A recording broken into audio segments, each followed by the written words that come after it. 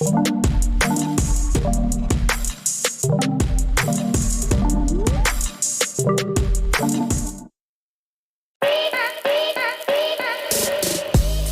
Solutions has over 2 decades of experience building network monitoring systems designed to give you total network visibility.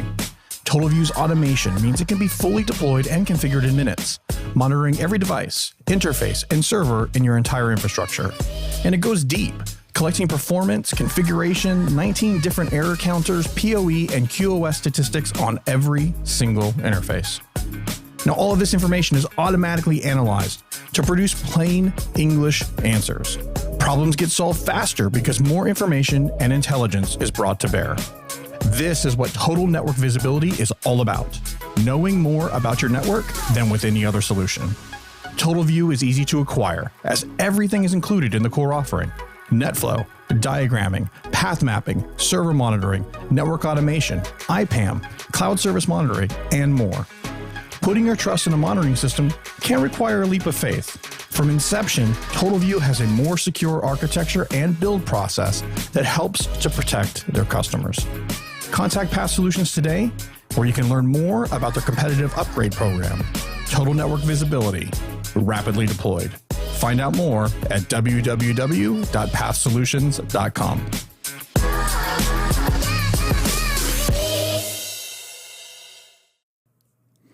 Tony. Hey, Jordan. My friend, how you doing?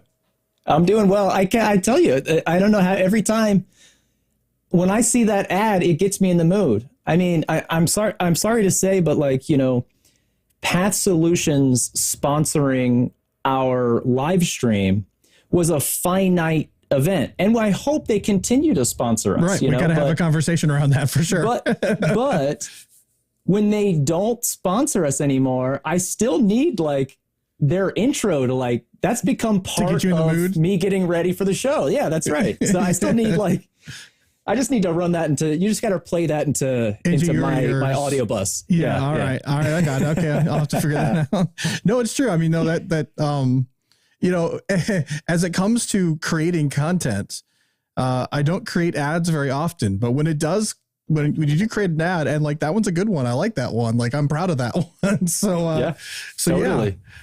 Yeah, man. So how was your week? What's been going on, dude? Well, dude, this week, I don't know, has been ups and downs. And I was telling you before stream, ever since this morning, I've been in fifth gear all day. I skipped breakfast. I skipped lunch. I didn't even stop until it was about 5:30 when my wife called me and said, "Honey, your dinner's outside the garage," because I got Grubhub. So they dropped it off outside and it's raining here. I'm and I didn't even have time to stop for that. So my day has been crazy. The week has been a lot of fun.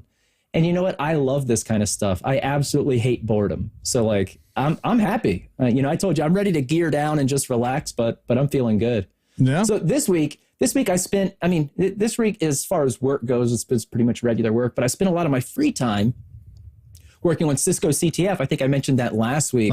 Yeah. And so I finally finished there's 15 flags. I finished 14 of them on my own.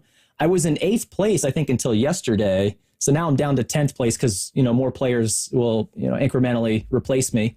So now I'm down to 10th place. And I was getting stumped on the last one. So I have 3 or 4 blogs I need to write up to go on my blog about not just how to solve all these flags, but specifically this last one is a 3 blog series because it really covers a lot of domains of learning. It was a lot of fun. And I got a couple of guys out there I want to give some shout outs to, which is Hug of Thunder. If you guys know at Hug of Thunder, Andre out in networking community. Yeah. And also the Network Pistol out there in the network community.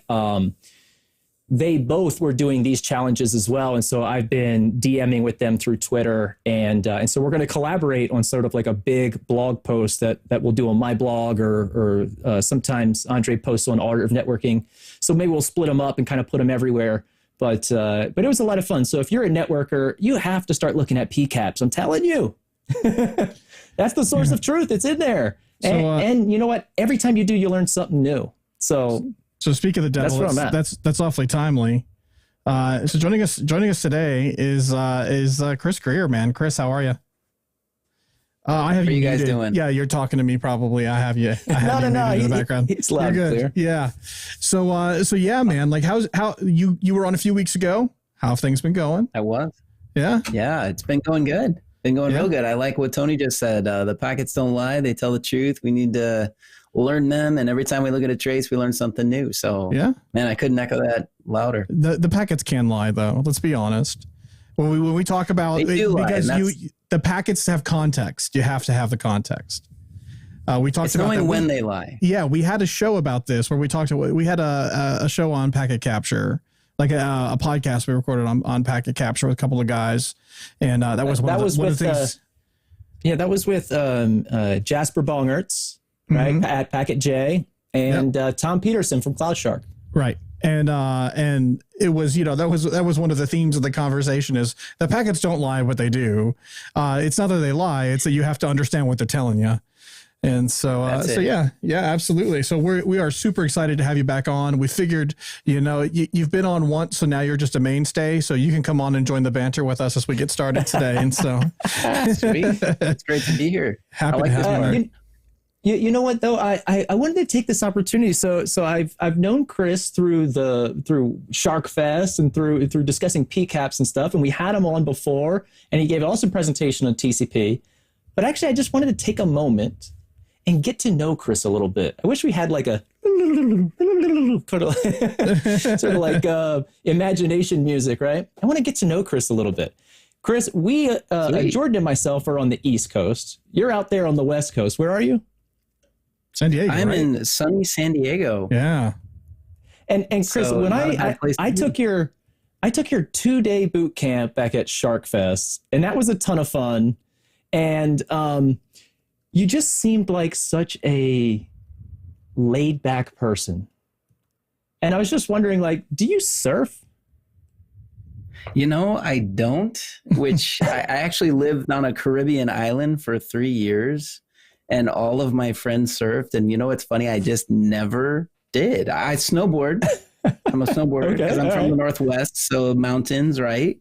But never, I just never went out there to surf, You just seemed like to me, you were giving off that vibe. Like you just like to like go down to the ocean and just like listen to the waves crash out in sunny San Diego, chilling. Isn't that a great spot to do some PCAP analysis? I mean, come on. Listen, San Diego is a great place to do most things, just to be honest. It's stunningly beautiful there. This is true. Not a bad place to be for sure. Yeah, every time Cisco Live rolls through town, I'm excited to be able to go to San Diego. It's not the best place for a conference when it comes to just kind of some of the logistics, but it is definitely one of my favorite places to go. Just from the location perspective, it's such a nice place to live. Or I don't know about living. You'd have to say living. It's a nice place to visit for someone who doesn't get your beautiful weather and beautiful beaches and all that all the time. It's a nice step up from Eastern Pennsylvania. Yeah, no kidding. Yeah. Well, and I'm somewhat new here actually because I'm born and raised in Seattle. So. Oh, really? Just outside of Seattle. My wife and I.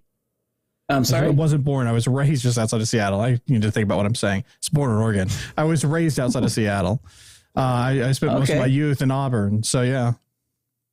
Okay. Nice. Yeah. Yeah. So now my wife and I lived outside the country for about 10 years down in Latin America, and then we came back just this last year. So you did the expat thing. The virus. Oh yeah, absolutely. Yeah, that was cool. That's cool. Interesting. Yeah. Yeah. I got tempted. I had a kind of a medium-term project in Costa Rica, and man, I could have seen living there for sure. It's different. It's not it's not an American style of life, but man, there was something appealing about it. I could see that for sure. Yeah. So back to Tony's question about surfing. I lived in Costa Rica for 5 years. Okay. And nice. Yeah. You had both coasts had good surfing. Fantastic surfing. Yeah. Once? So let me tell you a fun fact, if I may. And it's actually so funny that the three of us, I've also been to Costa Rica, and fun fact is I've only surfed once in my life, and that was in Tamarindo in Costa Rica. No kidding. Out off the West Coast. Yep. That's where I learned to surf. Oh, awesome. And so there's only like one, back when we still had cameras and you had to get film developed, there's one picture of me that my wife took from the beach of me up on the board. Yeah, I was killing it, man. It was a lot of fun.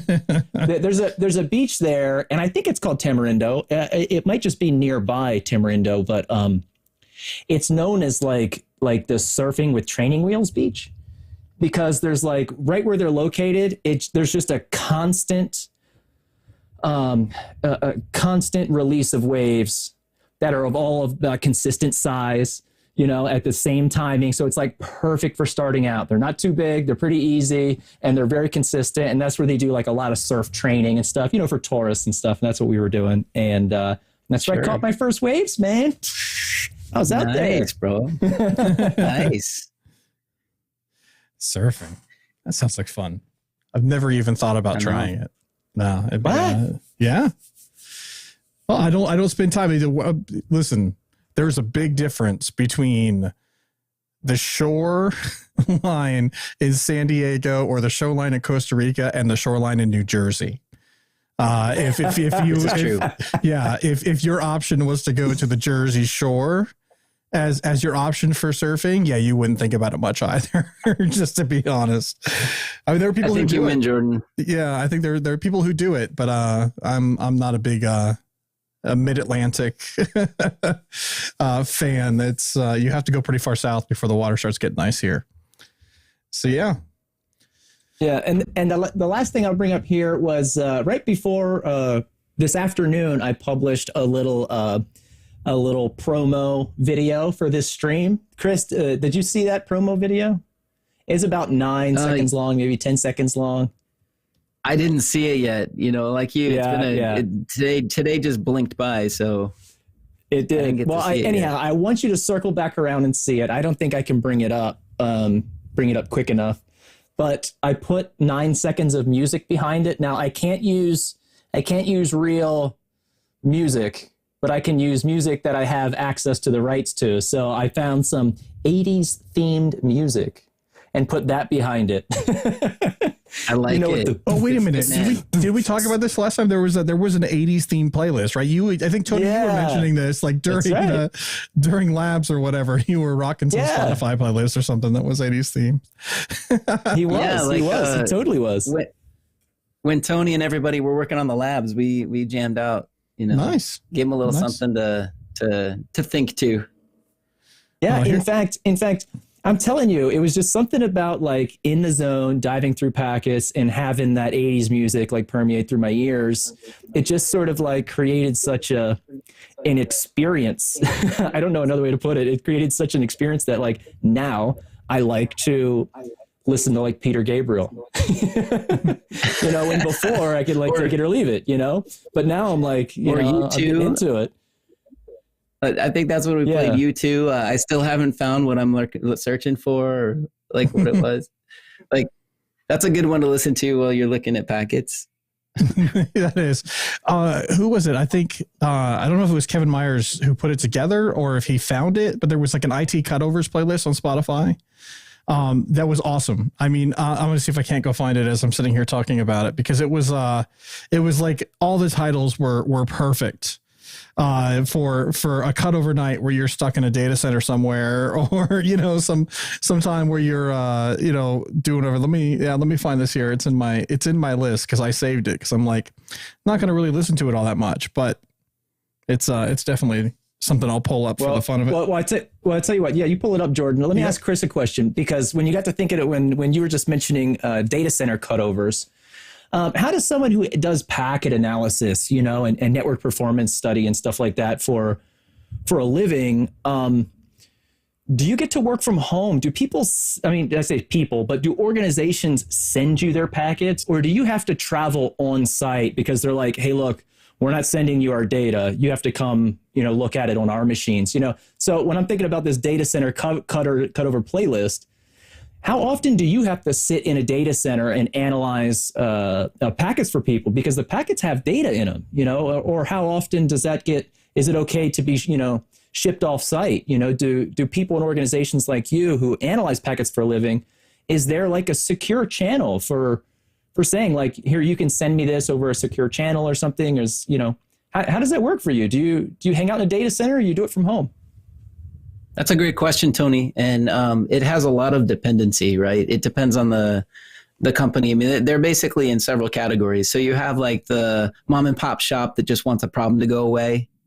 A lot of times, especially if it's not like a mission critical application if it's not like a highly secure application, just something that they just need a little help to get up and running. A lot of times they'll just capture it and send it, and many of my clients feel comfortable in doing that.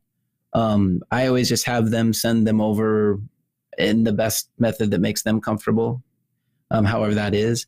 I delete it immediately as soon as we're done because I don't want it sitting around on my machine.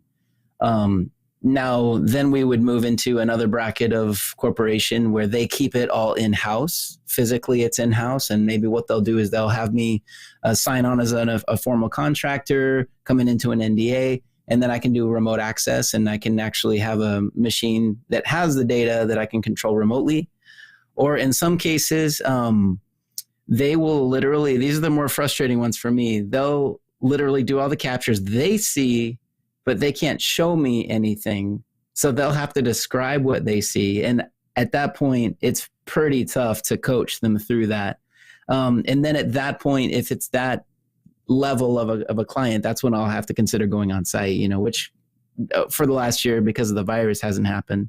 But generally speaking, many will have some type of policy where they can either share remotely without physically giving me the actual data. Or I'll have them put it through Trace Wrangler and have them strip off.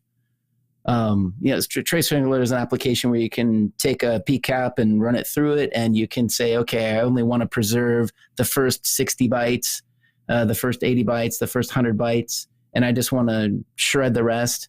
Because, many things that the low-hanging fruit that I'm going after is in the first few headers anyway. So I can see it in the first 64 bytes. But once we get into the full payload and decrypting that payload, absolutely, data protection becomes a concern. So that's a good question. Yeah.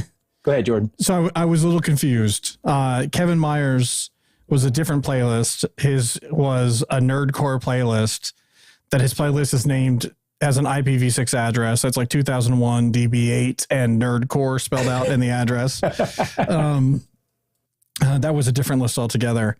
But let's see. Here's some of the songs. So it starts off with an electro house song called Saturday Night. You got Walk on the Wild Side, For Reasons Unknown by The Killers, The Waiting by Tom Petty and the Heartbreakers, I Will Survive by Cake, The Distance by Cake, Don't Stop Believin' by Journey, Hero of the Day Metallica, Don't Cry, Guns N' Roses, Patience, Guns N' Roses, Under Pressure, Queen. Like it goes on and on and on with all of these. They're all tongue-in-cheek titled in relation to doing a network cutover. Danger Zone by Kenny Loggins. Yeah. We had quite a few of those at the Shark Fest class. Famous last words. Yeah. My Hero, Foo Fighters. Nothing Else Matters, Metallica. No Sleep Till Brooklyn. Yeah, it's a good list. I listen to this list regularly. No Sleep Till Brooklyn. Yes. No Sleep Till Brooklyn. One. That's a good one. Yep. And then the more you get down the list, the more despondent the songs become. It's like if you've made it this far in your cutover list, we need to start changing the tone from like You're the Hero to the second to last one's called Exodus, and the last one is Sound of Silence, the remake by Disturbed, or the cover by Disturbed. Ooh. Yeah. Ooh. The Sound of Silence is the sound you don't want to hear in a data center. If you've ever been in a data center and you've heard it silent, it is one of the creepiest sounds you'll ever hear. You get into that data center and it's quiet. It's like there is something very, very, very wrong. I have a story about that. I think I'll save it for next time because we got a full show. But pencil that one in. The story about the silent data center. I've got one of those too. Yikes. That was a freaky one. But what I wanted to say about the songs was I wanted to spill some beans. I know I got a coworker in chat. one of my bosses, who will remain nameless, maybe he's watching, I don't know. One time before we were pulling together, when we were a much, much smaller company, and we were all sort of pulled off of our projects to all take a part in writing a proposal for a very big opportunity for our company at the time.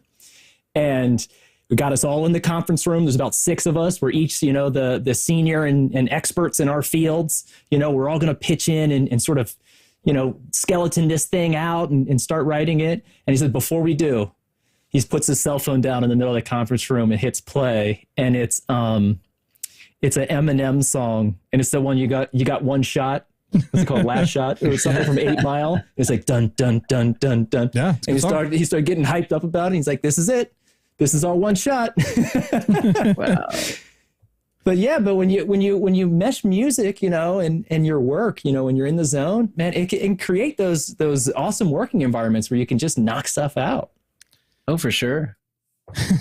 Man, I struggle with this. Like I'm the person who can I can leave music on in the background and still study. I'm not one who listens to lyrics.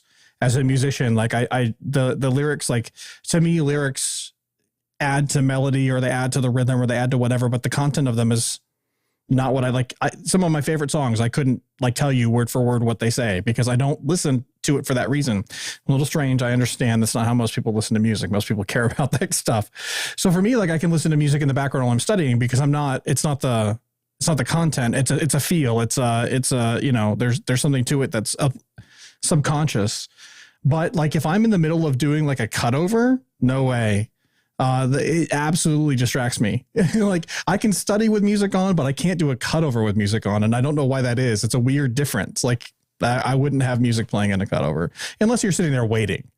Right. But if that's one of those 100% focus moments. Yeah, exactly. Yeah. I just nothing don't talk to me. Don't do anything. If you're going to help me, bring something to drink. That's all, just let me do my thing. Yeah. But yeah, I've always found that weird, because if anybody could do it, I think I could, because of that whole inclination. I don't really pay attention to the individual words. But anyway, how do we get onto music? That was a tangent. It started with you and 80s music, Tony. You and calling out Chris. It started with Chris because of the ad. You created the ad. I'm still blaming you, Tony. It's your fault. It's my fault. It is totally. I am the tangent of the day. Yeah.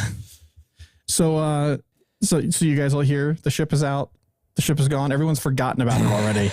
The ship was the biggest thing ever for 5 days, and then it got free, and everyone's like, "No, I loved it. I loved it when it happened." That the trending topic on Twitter was "put it back." Put it back. Put it back. Put it back. Yeah. So the ship is free. We should have pre-staged this moment and had a best of reel going of all of the Suez Canal memes. They were awesome. They were really good. I mean, a lot of them were very funny. A lot of them also were a little bit too close to home on being a little identifying some of the ways we feel about quarantine and being away from people and being socially distant. Yeah, they were a little too spot on. But yeah, it was this outpouring. What is it about events like this? These completely, I mean, obviously it's impactful, but none of us are directly impacted in any huge significant way because some ship is stuck in the Suez Canal.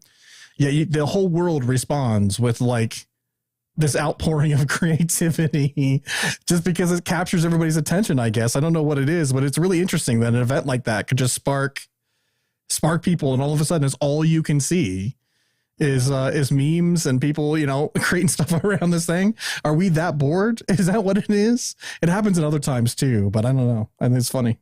Or craving distraction, something. Maybe. Oh, Kevin Myers. How can you not have Master of Packets by Metallica? Hey, apparently Zero Tear is working for you today. Is that right, Tony? Yeah, it is. Yeah? Well, at least this one. I can try the other one. Yeah, do you have sound effects? You should. Let me check. Hang on.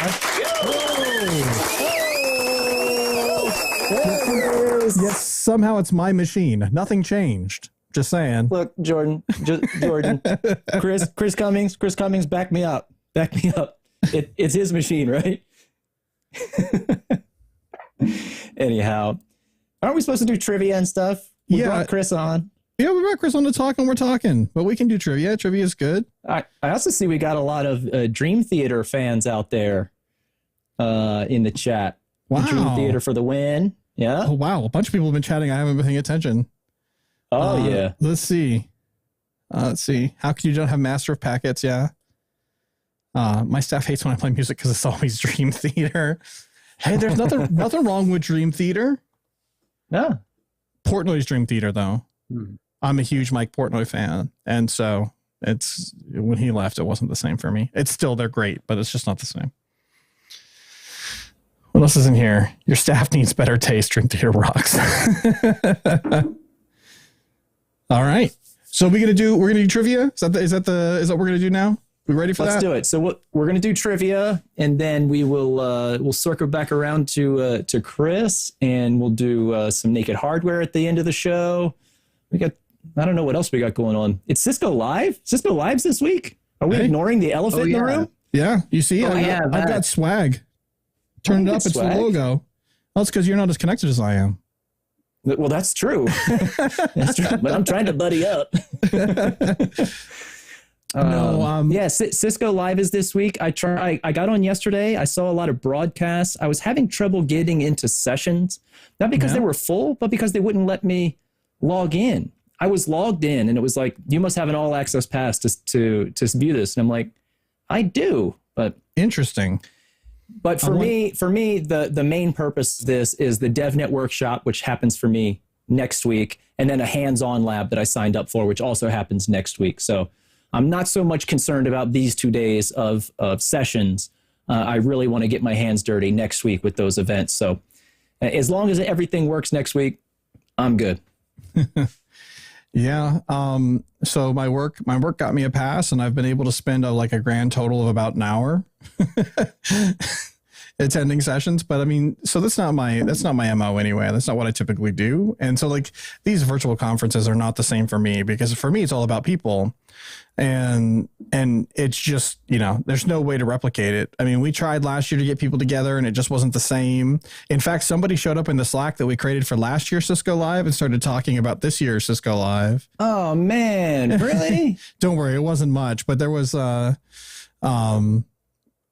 little bit of chatter there. A couple of people showed up, and we're like, oh yeah, I forgot this place existed. I just happened to have left it on my phone. I didn't remove it. And all of a sudden I'm getting notifications. I'm like, yeah, I was wondering if someone was going to show up there. But sure enough, yeah, someone did. But it's just so hard. It's very difficult. I mean, I think I mentioned it here, but WWT was doing a community around it, and it's okay. There's not a whole lot of people who are participating. I think a lot of people just, it's just the content. And so it's really hard to get the connections to get together. Although I saw some funny pictures with you, Tony. I saw some good selfies. I got some shared on my computer. Can you pull it up? Oh yeah, absolutely. Let's pull this up. Your desk. I'm trying to zoom in as best I can. Here we go. This is that's Hank Preston, Twitter. Right? So yeah, it's Hank Preston. So it started out like this. Let's see if I can. Dewan, right? Yeah. It started off with Dewan because today I was wearing the Lab Everyday shirt. That's me. My head's cut off. I was wearing the Lab Everyday shirt, hoping I could see some of the sessions and grab one of those digital selfies. And I was saying that I couldn't. I've just been swamped with work. And Dewan said, "That's okay. Let's go ahead and make this happen." So he did that. And then it became selfie tunnel vision of everyone. Then Hank took a selfie with the two of us in the picture, and then someone took a picture of that, and it became this selfie tunnel vision. And so I sort of went, you see, there's nice. Me, oh, wow, there's Dewan, nice. There's this guy, and you know what I mean? And it keeps going and going and going. There's Hank. But yeah, so what I did was I saw you had some fun with Photoshop or something. Yeah, so what I did is I put this one together. It's going to autoplay, I think. Here it goes. That's me and Hank hanging out. I'm at his house. Watch your mouse. That's us. And then you sit on the floor. I gave him a kiss. That was great. Yeah. Point down like this, and then the kiss. Yeah, we're just hanging out. Me and Hank, man. We're pals. Forget COVID. DevNet. Not a thing. DevNet. I'm at his house. We're chilling. But yeah, it's just kind of a fun thing that's the social media community has gathered around, which are these sort of digital selfies when you see them in a virtual conference. And that's something that I really only see done at Cisco Live. I don't see that done at hacker conferences, security conferences.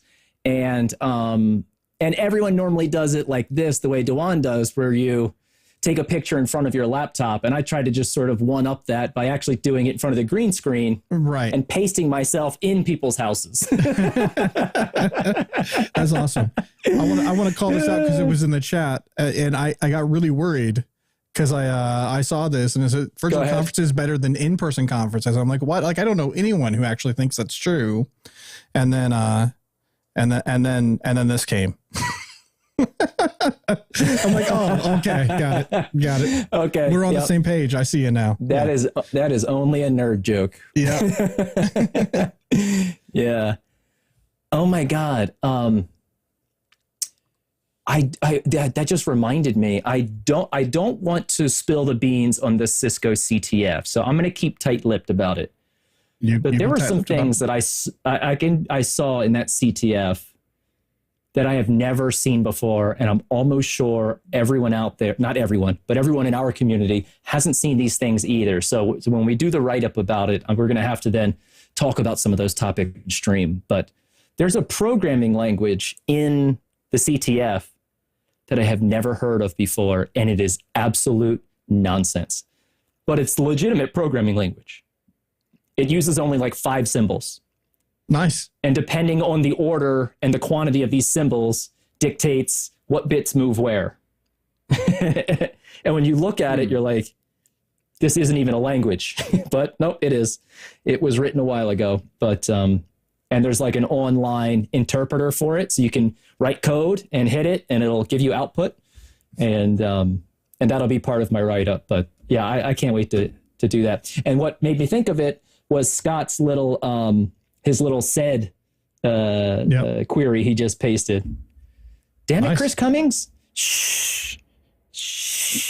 Yes, Chris Cummings. And Scott. Both of them called it out. Is that right? Yeah. Damn. Nice. All right. Well, all right. So I said tight-lipped and I've said too much. Nice. Cat's out of the bag. Trivia. Let's do it. We're going to do trivia. So Chris, unfortunately can't get Chris on screen, but he'll be around to give you guys a hard time.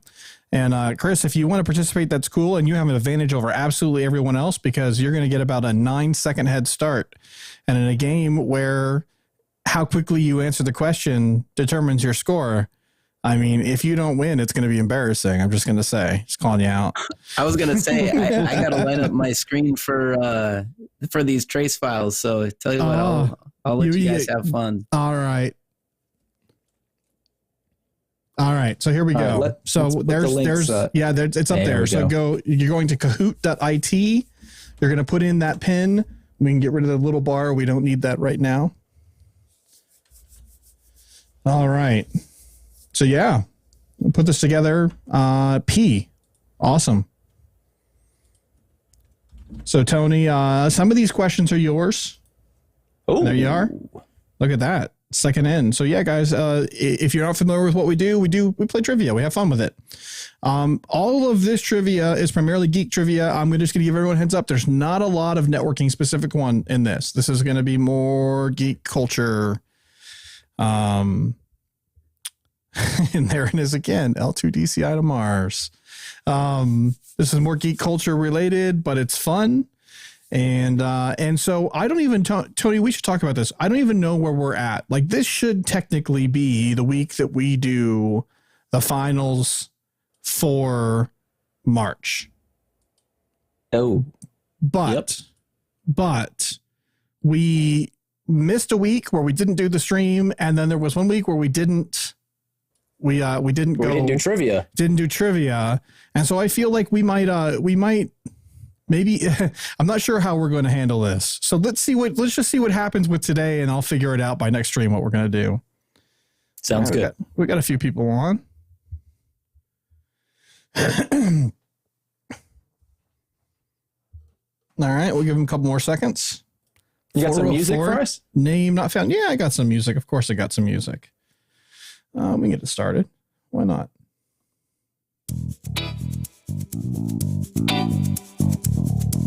Little bass groove. You into that? I am. There we go. All right, I think we'll get started. Let's do it. Here we go. Wait, if there's a big Tony, does that make me little Tony? I don't like that.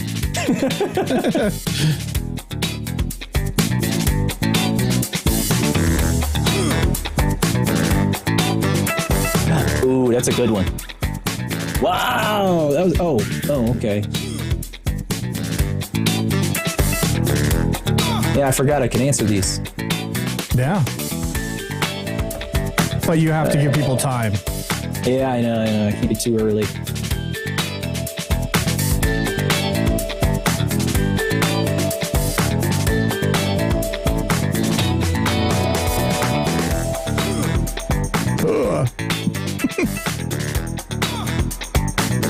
All right. Wow. Nerds. I had to look that one up.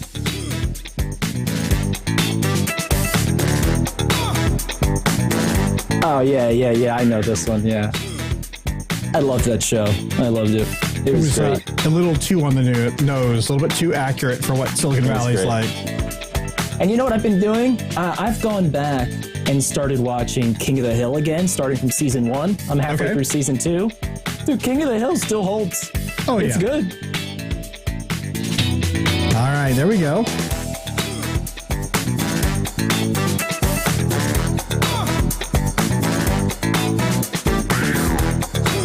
Here we go. How many websites?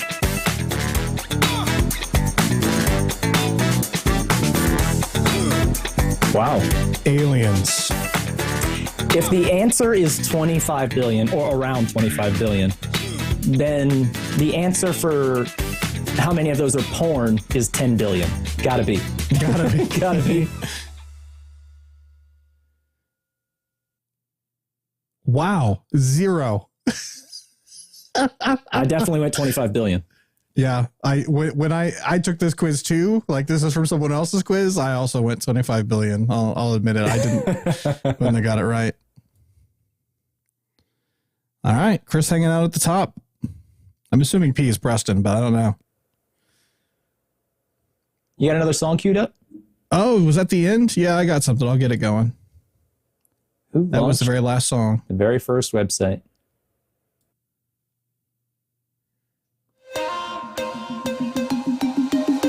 I'm going to guess on this one. This one's a logic one. If you know who's responsible for the World Wide Web, there's your hint.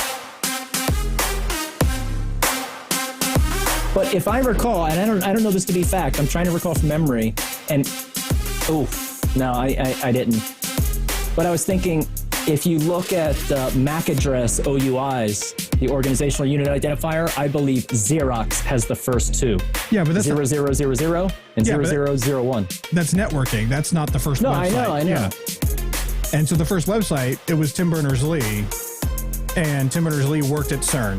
And so a little bit internet history there for you, but if you knew that, you knew the right answer. Jumbo Frame taking over. See? Ooh. He apparently knows his internet history. Biggest tech acquisition in history.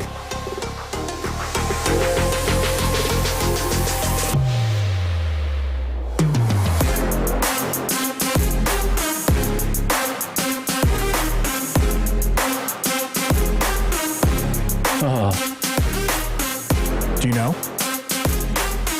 No, I don't. I'll guess. Look at that. Whoa. Yeah, I got that one. That was a guess. Nice. Jumbo Frame keeping the lead. Oh, Chris dropping. Chris, man. That is we're only on question 5 of 13. It's a close game for lead, though. Absolutely. So QR codes. Track what? Even more fun. What's that QR code?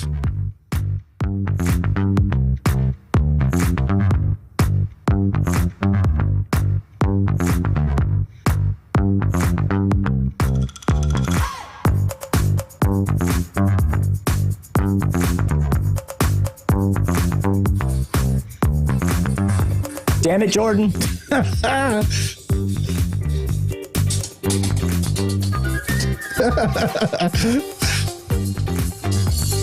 Nice. I will tell you, that was a solid Rickroll. Thank you. Solid. I thought for sure you were going to use a QR code sending everyone to the Network Collective YouTube. No, But that would be even self-serving. better. Even better. All right. Moving on.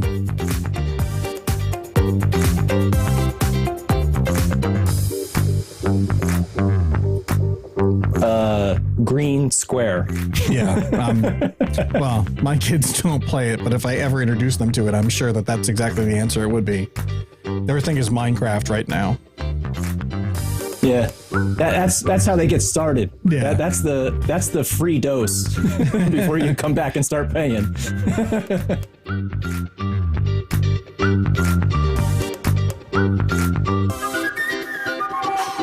I see it's not only just my kids. Oh, Neil going to the top. Man, it is close, and these top 5 here keep jumping around. I like it. Yeah, we got 5 questions left. There's a lot of room for movement on this scoreboard. How many questions left? 5. 6? No? That was question 7 of 13. Oh, okay. Yeah. So we have 5 questions left. 8. 8, 9, 10, 11, 12. Oh, we didn't start at 0? Oh, okay. I totally messed up there. Big time. It's all good.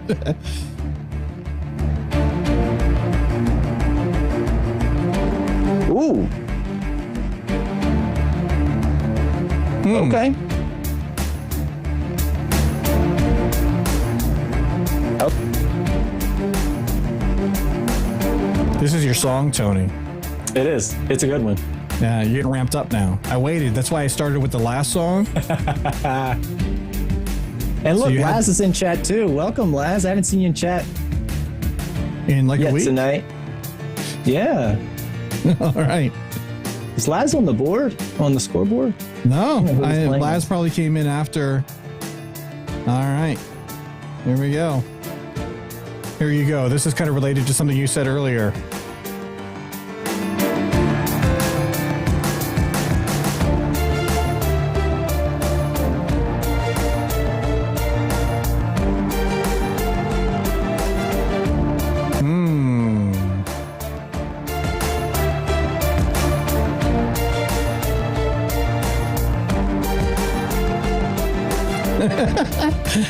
Tony's thinking face.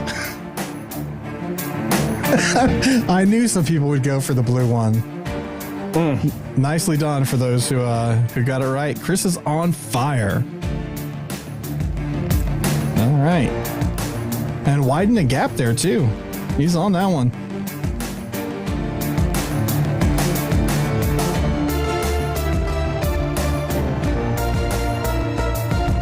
You know the name of that one, Tony? No, I don't. Really?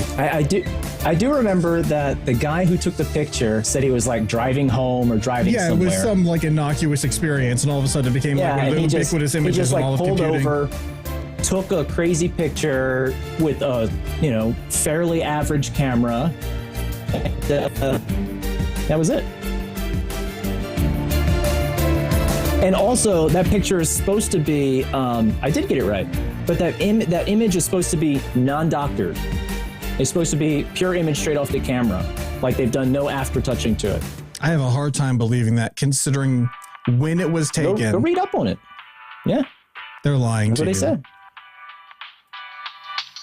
All right. I mean, I'm still going to go to bed tonight. yeah, It that's does true. keep me up at night.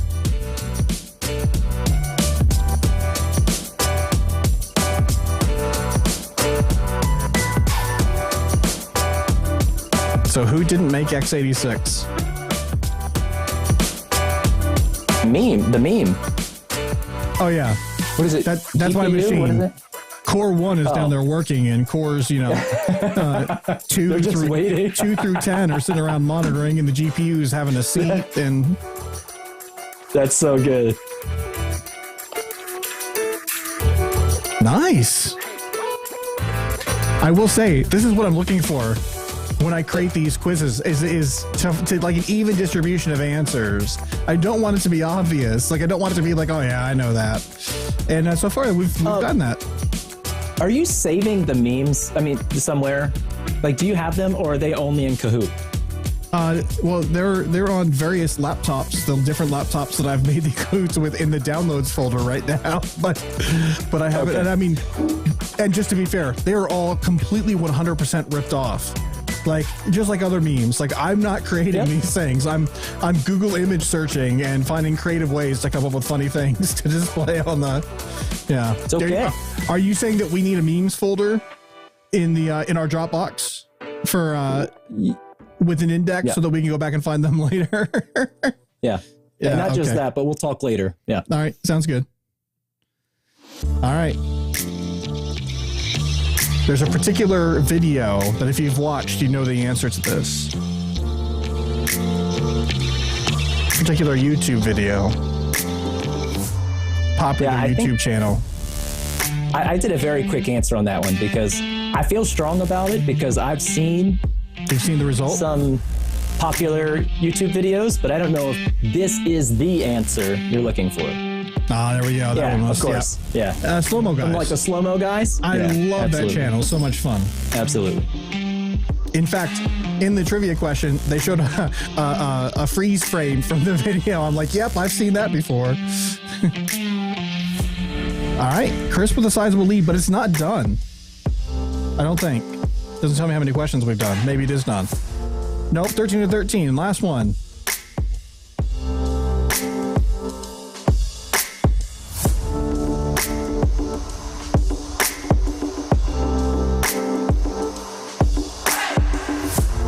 I'm just saying, maybe that conversation from earlier.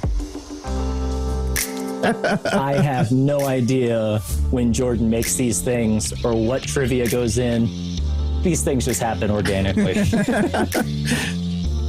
There we go.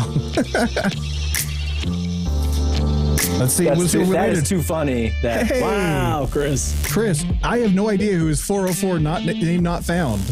So in the chat, if you are 404 name not found, let me know who you are. If you are in the Slack, hit me up in the Slack. If you're not in the Slack, tell me in YouTube chat or wherever you're at who you are so that I can find you. Because here's the deal. Let me we'll pull out of the music here. I don't know. I kind of like the music. Maybe we just leave it for a second. If you won, if you're the top two of this, we're going to invite you back on the show. There's been some confusion about this with the people who have won. So just to be clear, we want you to come join us on the show. Video, audio, the whole works. It is a 5-question finale. You're going to go head to head, 1 versus 2. Head-to-head showdown. Head-to-head showdown.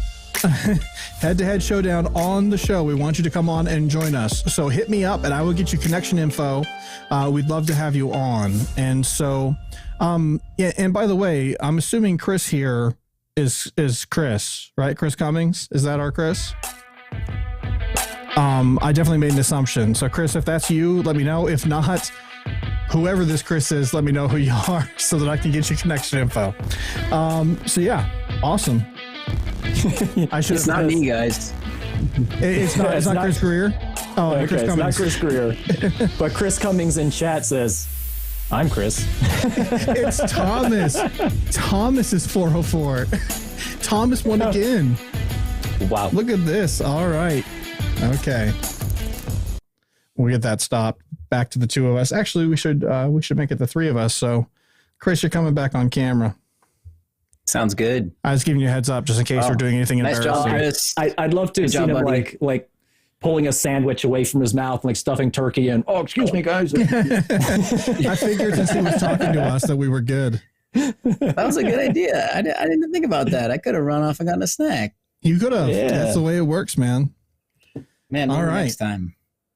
So we've already kind of done the introduction, so I don't want to spend too much time, belaboring the point. But Chris, we thoroughly enjoyed the first time you were on the show and you came and kind of gave us like some tips, like to look at. I mean, I learned a couple of things.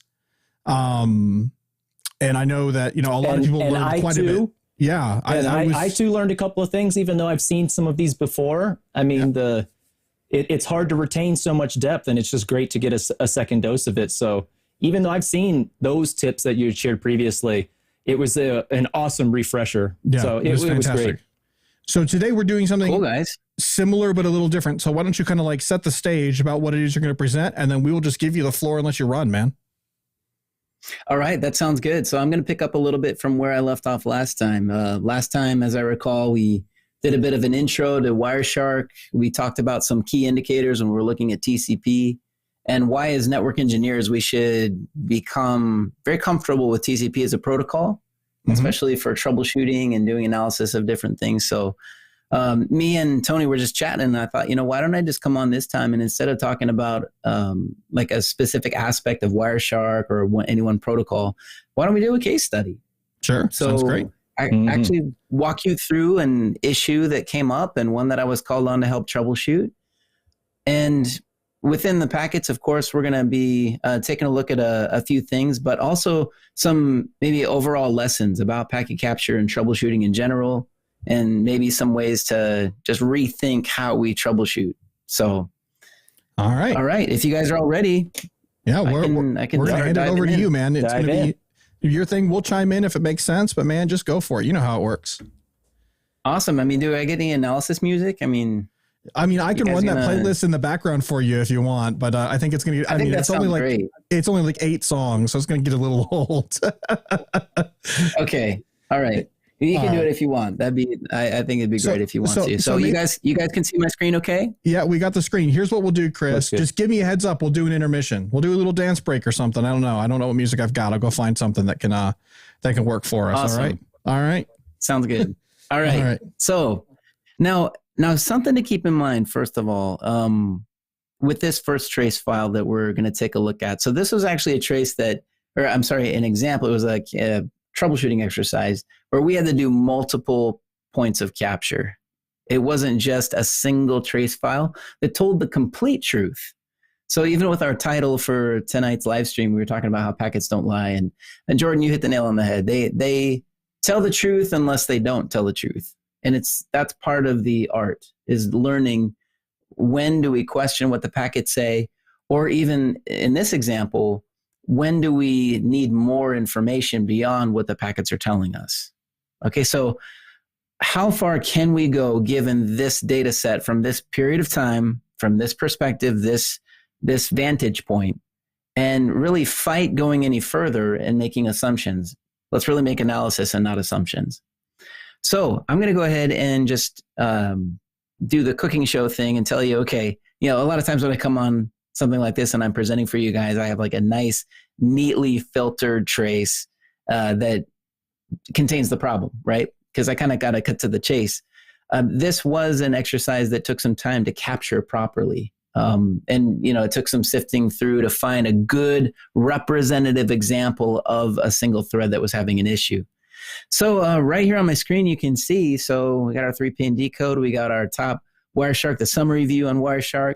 You got your detail view, your hex view over here. And if I just take a look up at the top right away, it doesn't take a Wireshark super expert to look at those TCP retransmissions and go, okay, that looks like that could be an issue, or that doesn't look healthy and normal. And that's where Wireshark does a good job of pointing that out to us. Like, hey, there could be a problem here. Now, for me, something I talked to you guys about last time is I like to paint the sins, the actual initial part of the connection, bright green. One of the reasons why I like to do that is when I'm looking through a huge trace file, I like to see those sins just pop out at me. I like them to jump out of the screen so I can see that connection establishment. We talked about last time about how important capturing the handshake really is to make sure that we can see the parameters for the connection throughout the lifetime of the connection. So if I take a look at this first packet, let's just start here and let's just do some analysis. Let's see how far we can go, but why we would need more information. Okay, so I see a SYN go. This is from this 192.168 1.1 box, 10.1.1.1. I see another one go. This is a retransmission. If I come over here now, for this flavor of operating system with this version of or this flavor of TCP, it had an initial 3-second TCP retransmission time. This was a Windows box. This was a common thing that you would see Windows boxes do. Since Windows 10, you've seen that number go down to about 1 second. So there was a point in time, 3 full seconds you're waiting. Now, before I, again, dig in a little deeper into the packets, let me talk to you a bit about the symptom that these guys were having. Okay, so you'd try to go out to the web, you'd open up a few tabs, you'd enter in CNN, go look at a flight on United, you'd go check the weather. And you'd see a spinny wheel for a time, and then things would kick off and go just fine. You go to your next tab and you put in CNN or whatever, and that page works fine. There's no pause. You go to another tab, you punch in United, whatever, and then you're sitting there waiting for a while, and then things take off. Now, obviously, it was a performance issue. This was delay. Of course, they're chopping up on the network. The network's slow. We need to upgrade this network. This network is terrible. It didn't always impact you all the time. It wasn't 100% certainty that you would see this issue. People around you in the building, everybody seemed to experience it. We didn't find anybody who didn't experience it. That's a question I usually ask. Is there anybody that seems to be protected completely from this? So it's possible that person was there, but just overall, it seemed like this affected many people. Okay, so just from a troubleshooting brain, you start to kind of isolate next steps or some of your thoughts. But we went ahead and put an analyzer right there on the box, and we started to do some analysis. So, okay, TCP conversation. Now, I went ahead and changed these IPs. Like we were talking about before, what the question about what kind of information is shared with me, what kind of packets are sent or PCAPs. And this is where I use Trace Wrangler. There's that tool that I talked about earlier to change these IPs. So 192.168.1.1, it wasn't the true client-side IP, and 10.1.1.1 was not the true server IP. These are real public IPs going out there and talking to a box on the internet. Locally inside, I don't right off the top of my head remember the address range. But what this does tell you, this is kind of my way of indicating who was the client and who was the server. Just 192.168 for me, typically the client. 10.1.1.1, okay, that's server side. Anyway, I digress a little bit. So let's go ahead and go to our first packet. There's our SYN. Then we see 3 seconds later, we see the client retransmit. Now, TCP, for this flavor of TCP that we were on at the time, it doubles every time you have to resend something.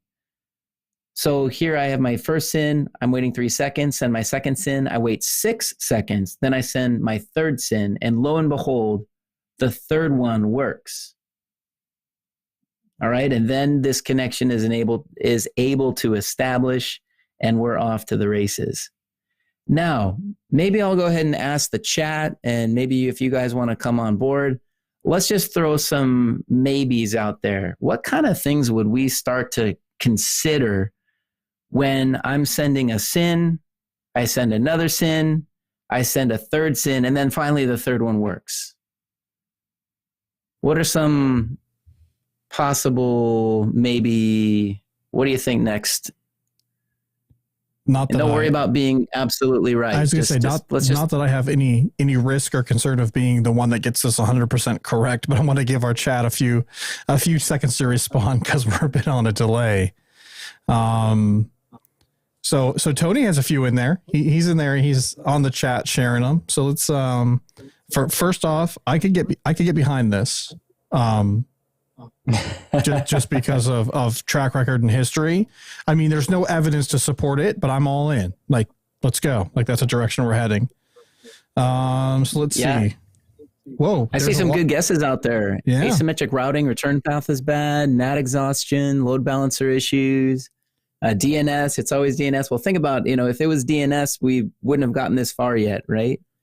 We wouldn't have gotten an address to go. Don't just knock me down like that. Come on, man. Oh, is that you? Down gently. Sorry. No. No, I'm kidding. No, but I mean, there's this is a point, though. I mean, this is a healthy conversation we have, even if there's just some crazy ideas we come up with. Yep. Just this is what I call my pegboard of ideas, right? When I start to see something like this, what kind of things could possibly cause this? Well, right away, my mind doesn't go, okay, hard firewall setting on endpoint, because then it would never completely work. Yeah, it would never work. Yeah. We're seeing something in the network that's either a performance-based thing, or something where we're seeing like drop packets, or we're seeing some sort of selective filtering. Very good. Yeah, exactly. Those are where our heads go. Yeah. One could make the case, okay, I see retransmissions. Clearly, this is packet loss. But if you think about it, these are very specific packets that are being lost. And a lot of times, packet loss, if it's just like congestion packet loss, like I have a buffer on a router somewhere and some fall out the end, usually those don't just pick on SYNs. No, it's going to be usually random. Right. So if it was random packet loss, I probably would see some other indicators down here a little further in the thread. They're not going to be load balancer issues. Okay, another possibility. Maybe I'm hitting a load balancer and I'm going to one box, and then I'm hitting it again, and that goes to another box. And then by the time the third one comes in, I hit a live box. Yep, possible. Absolutely a possibility. Now, thinking about that, remember our symptom. This hit a lot of people to a lot of sites. So right there, I kind of go, okay, what's the likelihood that load balancer issues would be happening simultaneously at United, CNN, all these different places? Your head starts to think about, okay, what are all of our ideas? And then now what's the likelihood of those ones being true? Right? So those are some additional considerations. So one thing that had happened to me, go ahead, Jordan. Yeah, something else I was thinking about is exhaustion. If we saw some sort of resource exhaustion, so, we see a cam table or a rib, or we see something in line that is over capacity, we'll see sporadic successful transmission. It wouldn't just pick on SYNs though. That would be everything. Right. Yep. It wouldn't be just picking on SYNs. Yeah, exactly. So while possible that it could lose the first two SYNs, it's maybe unlikely, right? So here's what happened to me, guys, and this is my big first lesson that we're going to pass on. Be very careful about making assumptions based on previous experience, because, we're all guilty of it. We use our previous experience to go forward, and that's an asset in many cases, but we don't want to exclusively rely on it. So this is what happened. Literally the week before, I had a client that sent me a trace that looked almost exactly like this. Almost exactly like it. So I was like, and at that previous client, we went ahead and found out that we had a firewall. And I think I showed you guys this on the last show that we did. We had a firewall that was running out of TCP connections per user. Right? We saw, I believe it was with you guys, we saw resets coming back from a firewall, where new connections weren't being established because the firewall ran out of sessions. Basically, it would only support 100 TCP connections for Tony, 100 TCP connections for Jordan, and 100 TCP connections for Chris. As soon as we hit that 100, the 101st SYN would just get reset. So I had just worked on a TCP connection exhaustion issue. So here I walk into this one and I go, it's that firewall. Sorry, firewall guys. My head went there first, but it's true. Okay. Well, we're all kind of firewall guys. It's usually the case. All right. It's okay. So it's a firewall. Okay, which is actually why we even named it this, right? So I said it's a firewall, but I actually, I did that. I threw out the "it's a firewall" thing intentionally on the title. I don't remember if we ended up using that, Tony, but Tony used it. I didn't, because I didn't see the title, so I created a different title. So we have two titles to this show. But Tony was right on. That's good. No problem. So anyway, so the question for me was, okay, I'm going to beat up on this firewall because I had just seen a firewall do this almost exact thing. So then I mean, for me, I was overly confident early of what I thought it was. I just made this assumption and I went at it hard too. Can we just riff on this for a second? This Sorry? idea, I want to riff on this for a second because what you brought up, I think, is really important from a troubleshooting perspective. And this is one of the things I've learned both through technology and through, kind of some psychology books. I've talked about the book before on this show. It's called Thinking Fast, Thinking Slow. And it's a great reference to understand how our brains work. And it's scientific in nature. There's a lot of research that's gone into it. But what it really is we have this intuition is something our brains do incredibly well. It's something that actually sets us as humans apart in the classification of animals and creatures on this planet. It sets us apart because we have this intuition, we have this memory, this rewiring, and the intuition is not always wrong. And it's not always right. Your intuition is informed by your experiences. And so it's really interesting because when you talk about it from a troubleshooting perspective, you can have what's called either the sunk cost fallacy or you can have confirmation bias. Two things that really impact you pretty significantly if you're troubleshooting, if you don't work against them. And what you're talking about is confirmation bias. You knew what it was before you really knew what it was. And when you do that, you only look for evidence that supports your idea. We have a hard time looking for evidence that disproves our idea. And so when I talk to somebody who's new to troubleshooting, who are struggling with idea of how to do it, there's not one prescribed way. And following your intuition is not bad. What is bad is getting stuck on your intuition, because your intuition can lead you astray. It is a very, very animalistic thought process. It is a very much this is the fight or flight response, right, that we talk about. That's a very intuitive way of looking at the world. And as networkers, as people who've seen some things, and, that's why we laugh about it's DNS, because all of us have had those scenarios multiple times in our life where it was DNS. So it's not impractical to say, this looks like, it smells like, it tastes like, it feels like DNS, so I'm going to look at DNS. That's helpful. Sure. And the more experience you have, the more fine-tuned that intuitive response is going to be. But that's the danger. The more experienced you are, the more you trust that. And if you trust that, it can lead you astray. And so my take on troubleshooting, follow your intuition, give yourself 5-10 minutes to pursue that. If that's not providing results, you need to go back to the slow way of thinking. You need to be methodical and logical and come and do that breakdown exactly where you were headed in looking at the data. What does it support? What does it not support, without a preconceived notion? It's a really, really hard to do because we all are subject to all of these biases, these cognitive biases, because our brains all operate the same way. So I just wanted to talk about that for a second, because it's an incredibly important point as people who deal with network down type situations or analysis of packets. Intuition's good. Don't trust it. Run with it. And then if it doesn't prove out, get out of it as quick as you can and go to that logical, I don't have intuition here mode. Sorry, I didn't mean to hijack it, but I think it's an important thing. That's a very important thing, and this is also another reason for me. I don't like doing the thing where someone sends me a trace file and wants to just look over my shoulder and ask me questions, and because it can lead me, especially as they make comments. And that's another thing, right from the start. Because then you're being biased by their intuition.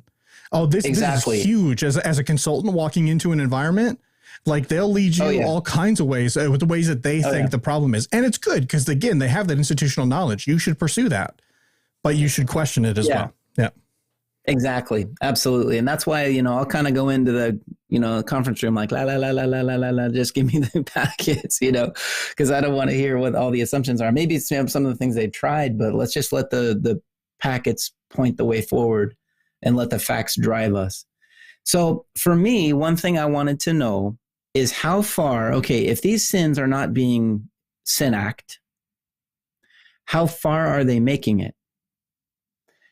Okay, so one other little piece of information I can get. let's just come down to our SYNAC, and we learned this last time. If I take a look at the IPTTL, my IPTTL is 243 on the SYNAC. All right, so that tells me about 12 hops away that server is. So I've got 12 hops of path for something to go haywire. Now, one thing I was wondering, again, I was overthinking about the firewall. So I thought, you know what, why don't we do this? It was actually from our client that we were testing. We went to basically a flat switched environment to a firewall that was handling both routing and sending stuff out and protecting stuff coming back in. So that box, it was pretty simple to get on the other side of it. And we installed a tap, and I was able to do a capture on the external port. I'm a person that if I can, and this kind of goes to another conversation that Tony hopefully will have soon on another episode, and that is I like the switches to switch, the routers to route, the firewalls to firewall, the taps to tap, and the analysis stuff to analyze. Let everything do what it does, what it's born and bred to do. If I can avoid it, I don't like running PCAPs on active networking equipment that is a part of the path, right? If I can avoid it, unless that is just, there's no other way to get this information. So in that case, we did have a tap, and we were able to install it. We, in this case, it wasn't a very large company. So we came in during it was late at night. No one else is there. We went ahead and installed the tap, and I think we had 1 second of downtime. I know for a lot of you guys, you're thinking that's too much, or maybe we have some type of failover environment where we can take advantage of that. But we were able to put the tap in, and I ended up actually leaving it there. They bought it, and they were like, just leave it there. We need to leave that in for later analysis anyway. And then I was able to pull some captures external. Well, let me go ahead and change from this trace, from this PCAP, and I want to go outside the firewall. Now, here's something to remember. The trace that I just showed you, the PCAP I showed you, was taken at one point in time from one client. This capture was taken external to the firewall at a different point in time. So this is not a simultaneous capture. I'm kicking myself because I didn't bring enough analysis gear to do that. I didn't get exactly the same trace, but it's exactly the same behavior. Okay, so there's subtle differences here, but we can still move forward with this data set. So I just like to have that as an asterisk. All right, so what do we learn here? We see retransmission. So let's go ahead and do this. Okay, so first packet goes out. SYN from client. This is external to the firewall. Let's go ahead and click on this guy just to head check our time to live. You see our time to live is 63. This packet or this SYN has been routed once, so it went through that routing entity. It decremented the time to live. I caught it at 63. Let's go ahead and take a look. Now, in this case, this was probably to a completely different server. So in this case, we see 54. So we saw a server coming back from 64, probably 10 hops away in this case. However, I see a packet that's clearly been routed. So we went out there and we come back 8 milliseconds later. We actually hit and were able to initiate that connection. Now, here's where something interesting happens. 2 seconds later, so now the device that sent that first SYN, 2 seconds later, it sends another SYN. Now, it's probably not exactly the same device that I was just capturing on as the client the first time, because that had a 3-second SYN timeout. So this box has a 2-second SYN timeout. Could have been a newer version, could have been something that had been updated, could have been a host of other things. We don't have the packet, so we don't know on the inside. Anyway, so here's our SYN. So here's our second SYN. We send that out, and 8 milliseconds later, we see the server comes back and says, here I am. Let's talk. Right away behind that, here's another retransmission of the SYNAC. Here's let's talk. And then right away, or 4 seconds after that, the server says, hey, I'm here. Let's talk. Let's actually do this. So here, what do I learn? Well, first of all, the SYNs are making it through the firewall. Okay, this is external, right? So here I see 3 SYNs, 1, 2, and 3 from the client. On the outside, SYNs are making it all the way to the server, and all the way the SYNACs are making it back. 1, 2, 3, 4, 5, 6, 7. And you can see how the server had a more aggressive retransmission attempt, right? The server was like, hey, are you there? Hey, are you there? Because if you're not, let's time this thing out and let's move on with life.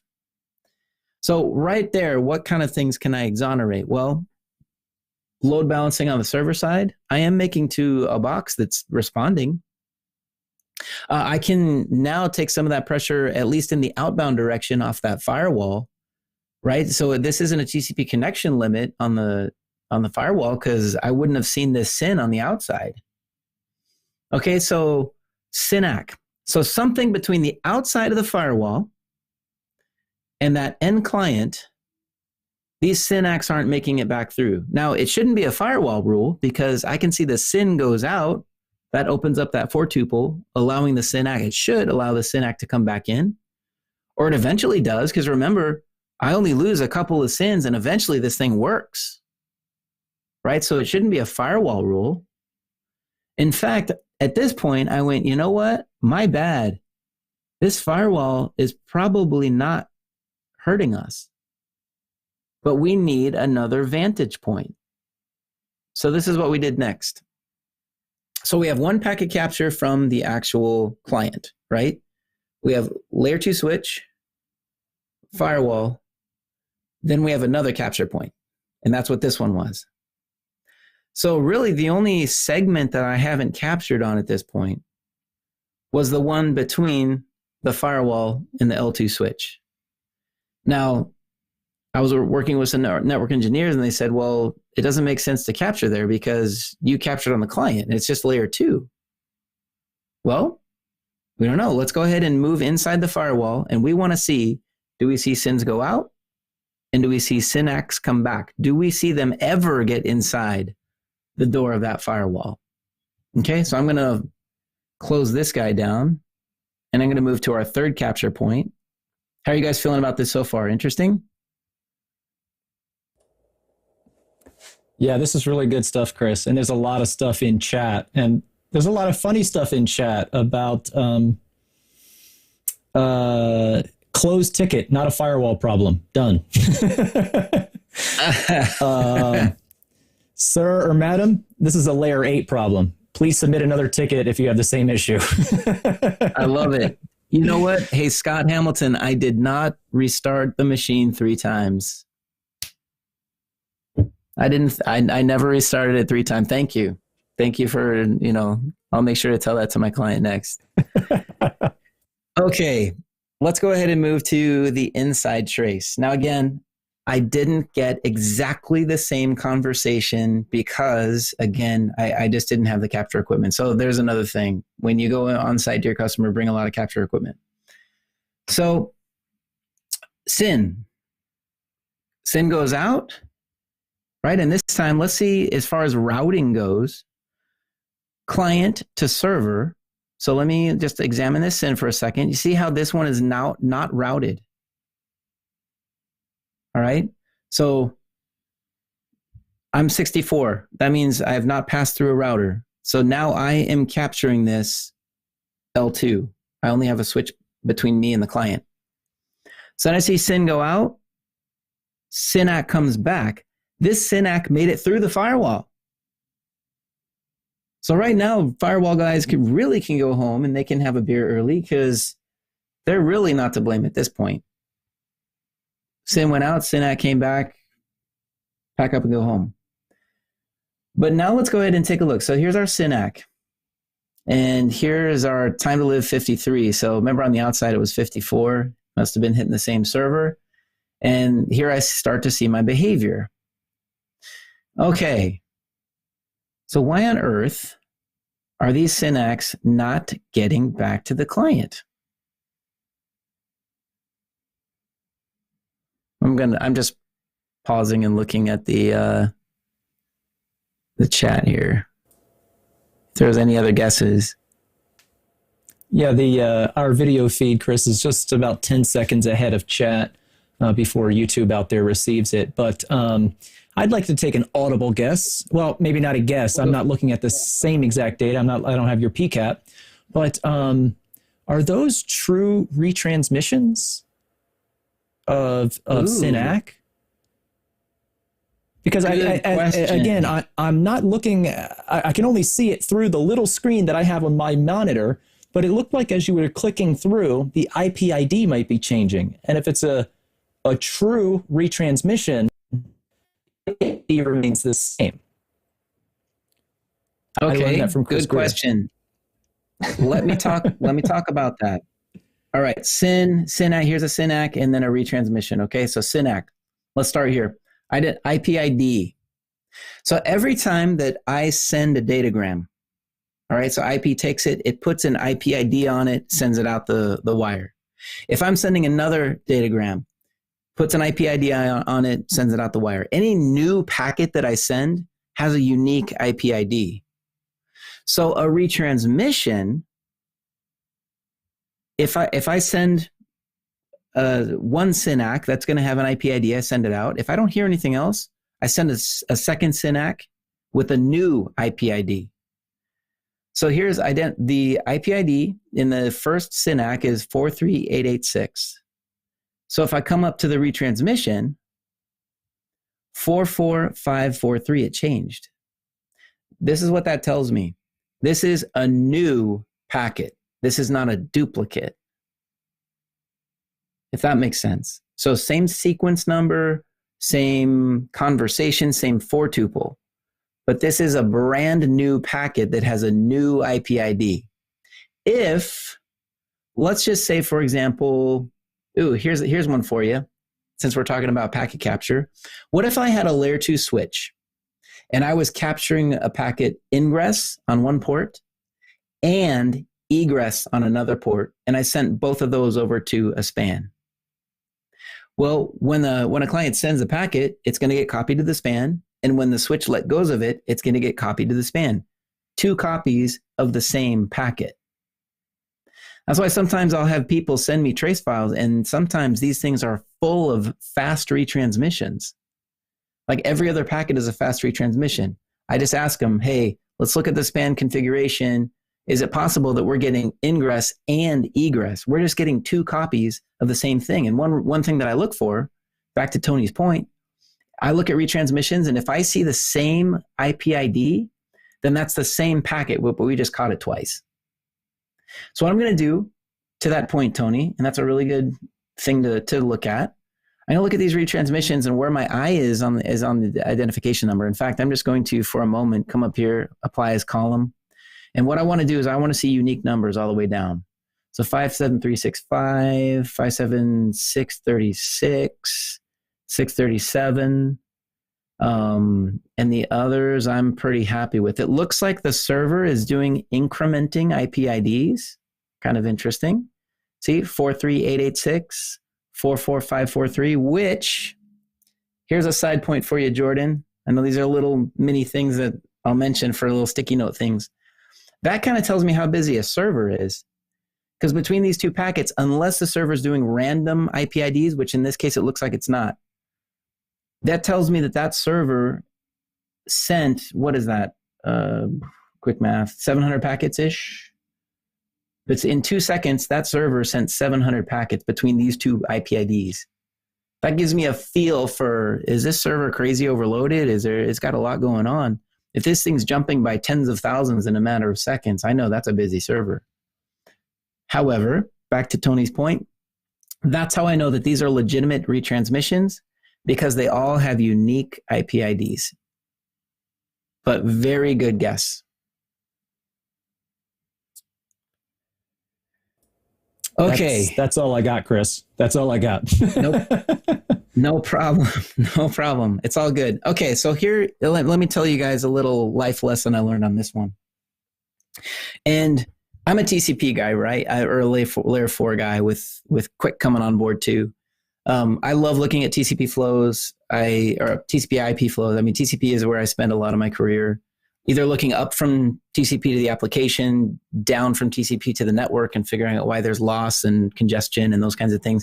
But I've always loved TCP because it's a middle point in telling you, you break the OSI model in half, and it tells you either go up to the app or down to the network. It's such a good let's split this thing in half and divide and conquer.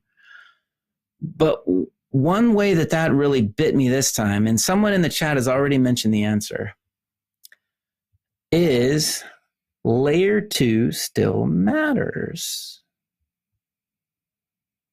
Layer 2 still matters.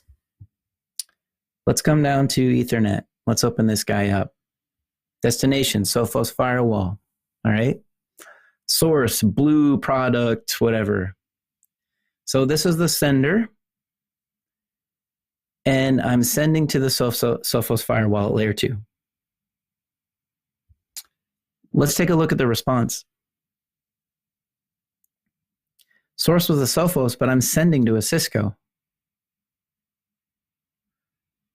That's why this SYNAC never made it back to the client. The switch got this and went, oh, let's send it over to wherever the Cisco device is. Okay. Client never got packets, so client thinks everything's gone or busted, so let's retransmit. SYN makes it all the way to the server. Server comes back and responds, makes it back through the firewall. Now, because of the firewall's MAC table, it knows about this Cisco, so now every time it's sending out to this quote-unquote IP address, this of the endpoint, it's using this MAC address as a destination, 57BB. Okay, so outbound, the source is blue products. I see that on all the client packets. All right, so client packets, blue product, that's the source. And all of the responses, see that? Cisco, 57BB, 57BB, 57BB, 57BB, layer 2. Now remember, the weird thing is that eventually this worked, right? So the first couple did not work. But then the third one, remember from the client trace, the first one we looked at, eventually it did work. All right. So what protocol allows us to translate, if you will, or resolve MAC to IP? Dun, da, da. If I have an IP and I need the MAC, I see it on the chat. ARP, right? Address resolution protocol. So what we found is, I'm going to go ahead and close this down, and I'm going to open up Scott Hamilton. Did they reboot it the third time? Love it. Okay, let me open up a final trace file. Now, again, this one, did I? All right, guys, hang on one second. I gotta... No problem. Find the right trace. I didn't move it out to my desktop. Apologize. Yeah, I think that's when I saw you start pointing over towards the layer 2 Ethernet address, I was thinking, okay, I see this now. I don't know what's going on, but I see it. And so seeing is believing, right? So now I believe there's a problem here. But now I'm wondering, okay, so was the Cisco the endpoint? Was it the switch? Was it doing something like proxy ARP? You know, there's a couple of features where you might see this actually by mistake. You know, or is this a Cisco host like with a duplicate IP? I mean, it sends a packet. Every time it sends a packet, that's a valid send from its perspective. Yeah. It goes through the firewall. The firewall sees it, says, "Hey, that's the MAC address, and this is the IP," right? And so when it tries to when it gets this reply back from the internet, it sends it back to the next one who receives it, maybe, which could be your client or your PC or your Windows or your Blue product, whatever it is, and sends it that way. And they keep sort of bouncing packets back and forth to each other that are just getting discarded at the NIC. I mean, I'm just kind of like going through different scenarios in my head that would generate that kind of PCAP. Good job, Tony. Because and what I like about what you're saying is that from each trace file, you've been narrowing that pegboard of possibility, which is exactly what you want to do as an analyst. What facts do I have? What are my guesses? Because the first trace, we never would have thought ARP. No. Or maybe if we had seen it before, but come on, let's be honest. You see a bunch of TCP retransmissions, Okay, maybe I've looked there, and maybe I would think to look there first. Usually, okay, I'm going to get there eventually, but usually I'm looking at a few other devices. But it's nice how you've been narrowing down the possibilities as more facts have come to light. So this last one is the one that puts a head on, and this is where, again, so here's the other thing that unfortunately, actually on the outside of the firewall, there was so much data. I just did a filter for TCP. So I just saw TCP, and I happened to bring that in when I did the capture there at the firewall. I just filtered for TCP. What happens there? I don't have ARPs. So I had to clear that filter out and then start again and just look at ARP traffic. So now basically this is what's happening. So here I have an endpoint saying, hey, who has 1.2.7? Tell me. And so now I have this Cisco device, which this should look familiar, 57BB, and then another Cisco device, E9B3. Both of them are responding on behalf of that IP with their own MAC address. Then I have a third device, this Apple device, that also answers. Okay. Then I have another ARP request. Okay, 2.59. All right, so now I've got this Honghai device that responds, and then I have these other two Cisco devices. Then I have another ARP request, and then I see these Cisco devices, and then finally this other Apple device. This is some of the ARP behavior. If you notice, okay, one ARP request, I should usually only see one ARP reply. In this case, I'm seeing 3. I see 2 Cisco devices, and then what ends it up to be the actual true endpoint. Now, here's where these are the facts I have and these are the facts I don't have. These 2 devices, I was quickly like, okay, what on earth are these? Let's dig into them and find out what they are. Unfortunately, I didn't actually get to get on those devices because they didn't have management control of them to actually go in and see what was going on. But we can tell from the behavior, these 2 guys were doing proxy ARP. They were doing proxy ARP on behalf of the entire subnet. They thought, clearly it was a subnet issue, where they thought that almost every single address that was being ARPed for was on a different network. So those routers were like, oh, you want that guy that's not on this network. So let me help you out. You can go ahead and send that to me and I'll route that for you and get it to the actual address. Some of those addresses that we were talking to were local. Some of them were off network. But the point is their subnet was probably very, very tight. Their mask was probably very, very small. So they were doing proxy ARP for basically what amounts to the entire subnet.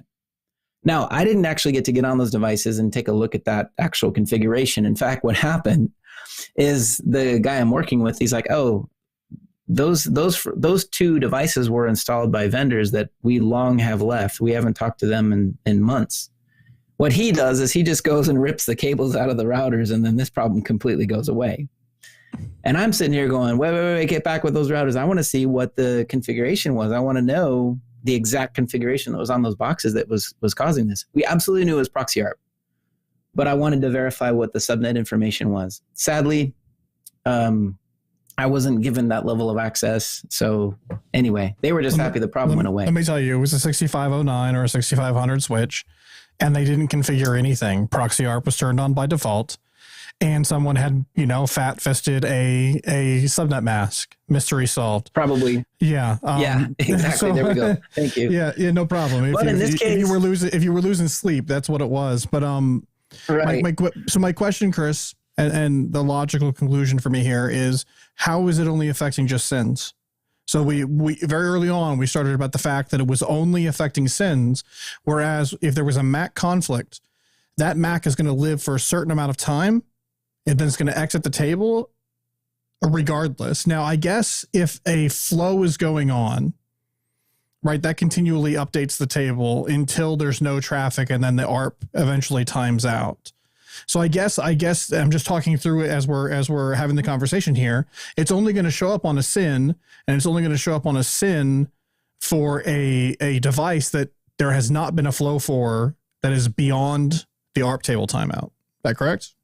So a SYN is the only time in the conversation, in the TCP conversation, and I should say that I captured, where you have enough of a delay between packets for the ARP to time out, for the Sophos firewall to have to re-ARP, and we pray for the real client to answer. With those 3 responses, when the Sophos, so it could have gone, you know what, I'm going to go ahead and re-ARP, or maybe the ARP cache timed out and I need to try this again. So then it would get the proper one by the time the 3rd SYN comes in, which is now a 9-second SYN or a 6-second SYN. Since 6 seconds of delay, 9 seconds so total, that gives it it was enough time 3 to, and then 6, right? Yeah. Because if you're midstream, you're chatting too much. If you're obviously not going to time out then. So once you've established a flow, you're not going to time out. You're not going to time out. Now, these devices, that were having the problem, were they on the same subnet, or were they routing? On the inside. Okay. Yes. They were both on the same subnet, which makes sense. Because to me, like, this ARP conversation, if you were routing, would happen as soon as traffic showed up and should stay pinned up even beyond the flow, even beyond a SYN. But if it was on the host, it just depends on how aggressive the host was at forgetting its ARP and what it knows. Right. Or the host could have initiated it as well. The host could have gone, you know what, before this 3rd SYN, I'm going to just establish myself. But one thing I was going to say about this trace, this last one about ARPs, you actually wanted to respond slow. Because if the 2 Ciscos, if I say who's .1, right, and the Ciscos come back and say I am, then Jordan says I am.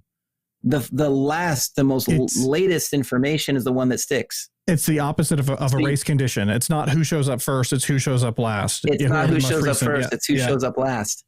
Yeah. So you actually wanted to be last in this race. Mm-hmm. And if you were, like in this case, the Hanhai device that I have of this trace file, that would have been a connection that broke. But these apples, the apples would have worked fine because they were the last to respond.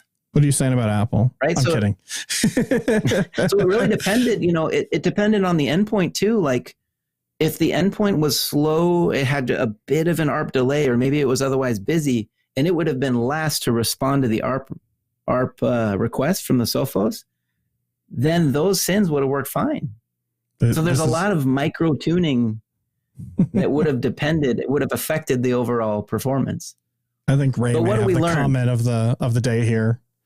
Procrastination wins again.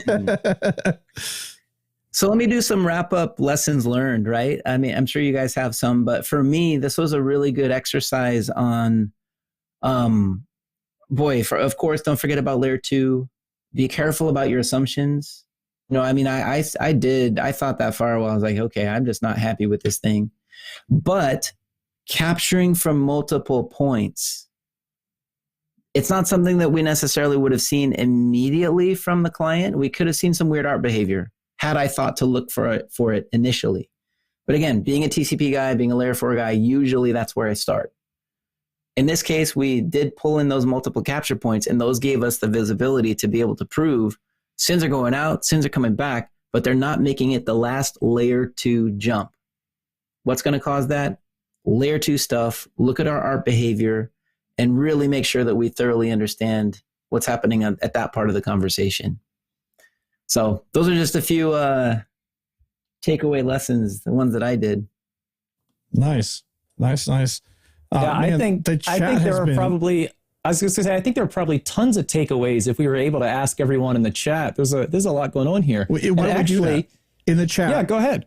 I want to know what is the takeaway? Even if it's already been mentioned, what is the thing that you learned or the thing that you're going to take and pull from this that was, I guess, enlightening or something that you're going to be able to use? Because I really want to know what that is, because I think you're right. I think that there's lots of angles in here about things that people are going to pull from this. First and if you could, proxy ARP is bad. And if you could, and proxy ARP's not always bad. No, it's not. We bad. Just have to understand it. We just have to make sure it's configured right. Could you pull up on vMix Social? I got disconnected from it, but I saw something that Kevin Myers said. I did proxy ARP from Denver to Afghanistan once. Right. Hell of a good time. I saw that too. The chat is going so fast. I have to. And then also I want to give a round of applause, I think. And again, I don't think the soundboard will let me try and do it. A round of applause to Ray Susi. I think that's how he pronounced his name last time we did this, Ray Susi or Suse. I think he was the first one in chat, if I scroll through history, who mentioned ProxyARP. So I can't hit the applause button. It doesn't work for me, but here we go.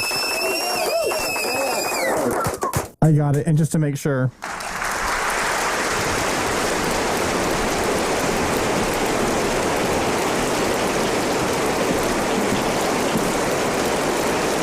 Yes, this is the extended applause. You gotta cut that one short. Yeah. And then this one's for Tony.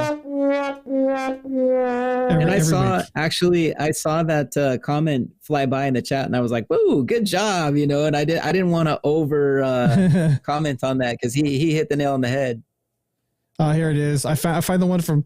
I mean, like it was 6 minutes ago. And it's like 3 pages back on my interface here. Chat has been fire tonight. Like everyone is in. I love it. This is awesome. Good job, like everybody. it. Thanks for the. I like this chats. one too. Just saying. Yep. What Jordan said. I want to tell you what my takeaway is, and my takeaway here is actually something I think so simple, and this is why I absolutely find it fantastic, because it's very often the simplest things that get overlooked.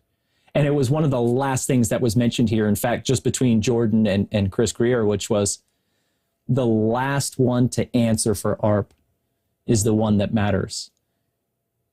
And it's just so simple. And I can tell you, I would probably look at that, the PCAP containing those multiple ARP replies, and just go, yeah, it's weird. They shouldn't all be answering, but I don't know what the problem is. The right one's right here, you know.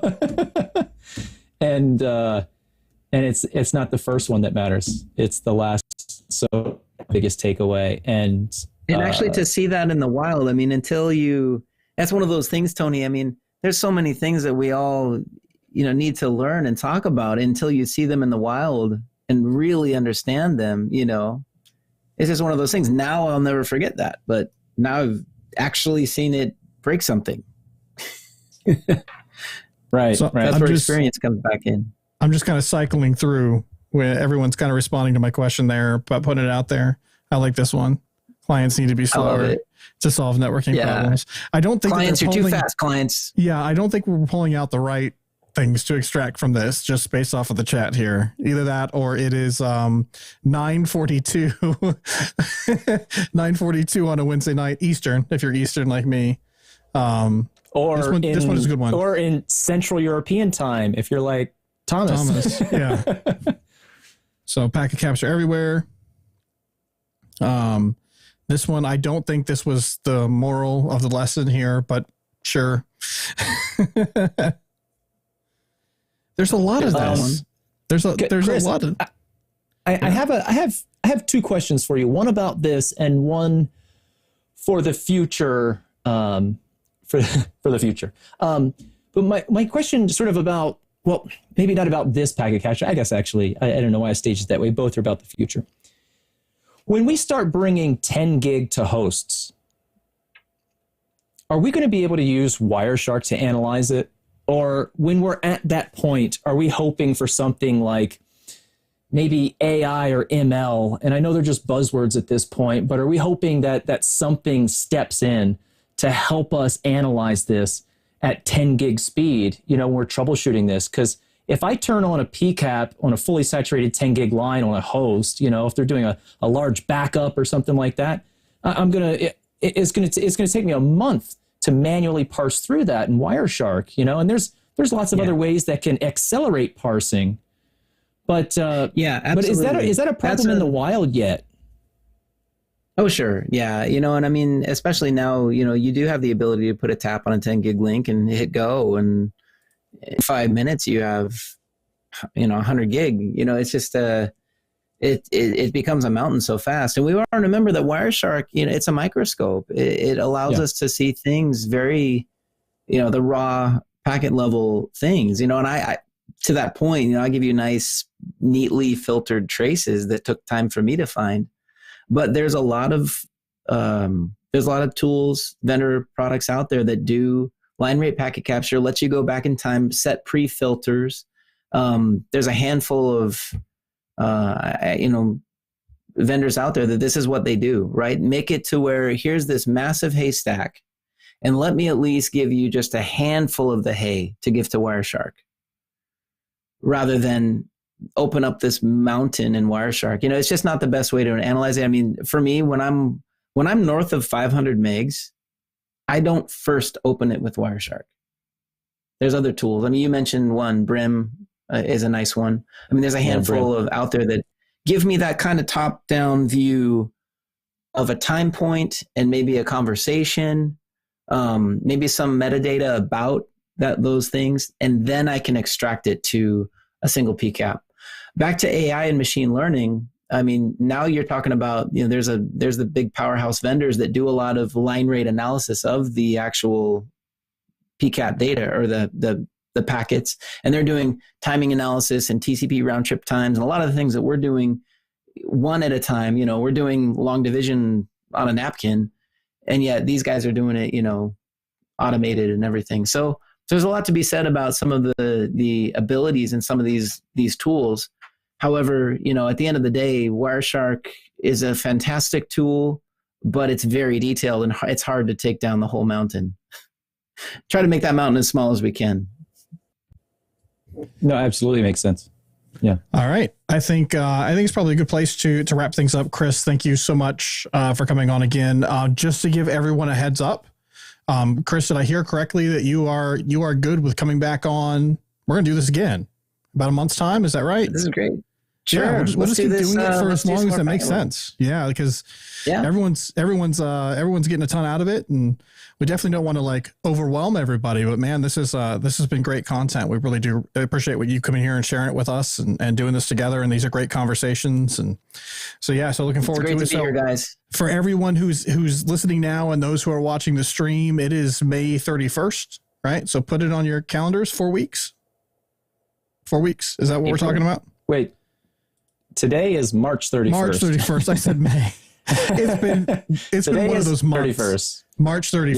Yeah. Yes, please ignore what I just said. 4 weeks from now would be April 28th. We'd love to have Chris Greer come back April 28th and shred some more packets, maybe do a protocol deep dive. Awesome. Whatever That'd be sweet. Yeah. So we'll also, guys, too, in May, too, speaking of the month of May, that's where I have my 2-day Wireshark TCP analysis course. Yeah. So just to let you guys know. Where do they go? What's your website? Packetpioneer.com. All right. Get out there. It's a remote course delivered over Zoom. And basically in the 1 hour that we had together tonight, imagine what 2 full days does, so we have a good time, really dig. It's a good time. It's May 3rd and 4th. Awesome. Yeah. So seriously, if you guys are watching this, and please consider it. This is awesome content that Chris is giving out for free. Let me tell you, as someone who creates content, it's not easy. It takes a lot of time and effort. And I don't create it at the level that Chris does. Right. And so, if we can, anything we can do to support that one way or another, but also this is great, but it's just scratching the surface. So if you really want to go deep, I know that Tony has said nothing but great things about these classes. And so I think and Jordan, I just want to correct one thing you said. You said this is a lot of great content that he's giving away for free, but I want to clarify that this live stream that he's joined us on for 1 hour is the free content. Yes. His 2-day boot camp is a paid boot camp that you have to pay to attend. That's what I mean. That's not the free content. Joining us. Yes, but the class is not free. Definitely, it's worth your money. Go pay for it. If your company can sponsor it, bring it up and say, this will help me be a better network engineer. Yep. Look what it did for Tony. Nobody? You know what we should do, Tony? Thanks for the good job, Tony. And also, Chris, I wanted to tell you, you mentioned earlier when we were just looking through the PCAP, and you were like, you're thinking like an analyst would. And I was just going to tell you, maybe you didn't see, but on Monday, I became a certified network forensic analyst. And that's a fact. Look at you, man. Yeah, look at him. That's right. Okay. Good Good job. And also, if you can't make it to Chris's 2-day boot camp for any reason, he also has some awesome courses on Pluralsight. So go get a Pluralsight subscription, check out his courses there. And he's got tons of free short clips on YouTube. I recommend everyone subscribe to his channel, as well as ours. If you like what we're doing here for this show, subscribe to this channel, hit that hit the bell to get notified every time we go live. You know what we should do, Tony? We should do, as we do this, we should do a giveaway to one of his classes. Oh. We should we should do that. So we should talk about that. I think that could be fun. We'll set that that'd be up a lot of fun. for next time. We'll talk about it. Yeah, we'll talk about how to make that work. It's not cheap, but man, it's I think it's absolutely worth it. And we could get in the chat. If there's anybody out there, would you love to take Chris Greer's training? I want to see some hands raised or some hell yeahs. Can I get a hell yeah? I hope so. That'd be great, guys. Yeah. Well, come check it out. You can go by. Yeah, go by Packet Pioneer. Check it out. Yeah, packetpioneer.com, and hit you up on Packet Pioneer on Twitter if you want to chat. There's a couple of yeses already. Hands up.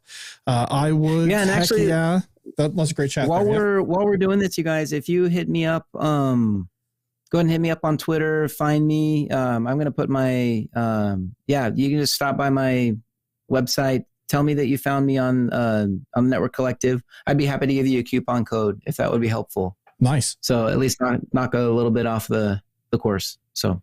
All right. Good deal. Well, thanks again, Chris, man. This was awesome. And we'll talk to you again soon, at least in a few weeks. And then we'll probably be in touch because I think that we should definitely figure out something to do a giveaway. I think that'd be fun. All right. Cool. Thanks for having me, guys. All right. See you, Chris. Chris, thanks for coming on, man. See ya. Always good. Always so good. He really knows what he's talking about. It's phenomenal. I mean, you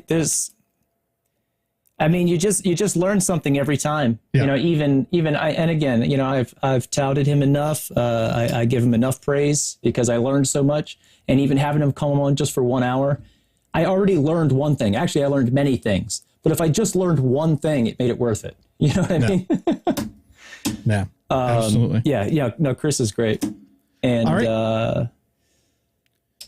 so that was awesome. It was deep, but we're running a little bit long. So I think we probably should move on, do this, the final round of trivia. I can speak. Yeah, let's do it. It's been such a long time since I've had to speak because Chris was just holding down the show that I'm struggling, but no. All right, so we're going to do final round of trivia, and then we're going to do naked hardware, right? Then naked hardware. So everyone stick around and don't leave yet. Yeah, don't leave yet. The fun stuff is coming up. But I'm gonna bring this up now because it looks like we both have Preston and Chris, and my screen is up with my rock and roll, gents. All right, there we go. They're both Royal Hamster 45. And look at this. I don't know what that's all about. Do you see the attire of both of our guests? I think they either planned it or when they found out they were going to be on the screen. No, I had to move the bar. Wait a second. They're both wearing Network Collective swag. Holy cow. Wait, that's great. I actually had this sitting right here by my desk. So, Jordan, your hat's distracting me. Why is that? You have holes in your hat because of the green screen. Oh, do I? Well, also, it's not the Falcon hat, which really threw me for a loop. Right. Not yeah. Falcon, that's a Dragon. Cisco Live hat. Dragon. It is the Cisco Live hat. So, yeah. No, Cisco Live was awesome about sending out some gear. So, you know, like, not everyone does this, so I feel a little bit weird talking about it. But, like, I've been deeply involved with the kind of your social media group. And, like, I figured out this was my 9th year of attending Cisco Live, even though 2 of them now have been virtual. I've been doing it for a while. And so the last 2 years have graciously sent out a box of swag. Cause typically we would they take care of us at the event. Like we'll get a hat or we'll get a shirt or something. And the swag, just like you would normally get at a conference, but they've gone out of their way to mail us swag, which is pretty cool. And so I thought, hey, I'll represent them, but you're right. You're right. It is affecting the green screen. I'm going to throw my head around. Yep. Give them some advertising. Cisco and Nike. There you go. No, take my hat off. Messy hair. But yeah, so trivia. That's hilarious. I didn't even think about the green screen. That's awesome. It's been the whole show. So you don't have to go without. I can power through. It's fine. You all right? I'm sure everyone else. I don't care. Who am I pressing? Not getting a date from the Network Collective live stream or anything. So yeah, sorry guys. All right. I'm hurt. What you? hurt. Well, yeah. Oh, that's true. Sorry. Next time I'll get dressed up for you, Preston. All right. Not you, it's me. And I just want to point out, I just tweeted it out. I just want to point out that 3 out of 4 of us have Network Collective shirts on. Do you know who doesn't have a Network Collective shirt on? Me. It's 10 steps away from me over there. I probably should wear it, but it feels weird to be the host and to wear it. It feels like I'm just like, but maybe not. I don't know. It feels like a uniform then. I don't know. Maybe not. Jordan, I just think you're not really pulling your weight around here. Is that what it is? Yeah. Okay. You know what? I'm out then. Tony and I it's have a all meeting to yours. have a Have it. So, right. trivia. Let's get to it. Let's do it. All right, here we go, guys.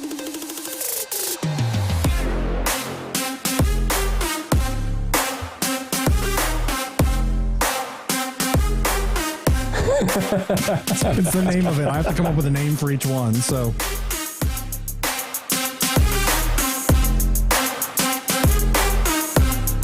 the original, the old school. Ooh, good question. I have no idea. I didn't know either. Oh, look at that. Look at that. Someone did. I remember playing that on the original iPod. Yeah. I didn't have one. A hectominute. Yeah, this is my question. This is Tony's question. It's true. I didn't know this. In fact, I didn't verify it. How did you both know this? Where does that? I didn't. I guessed.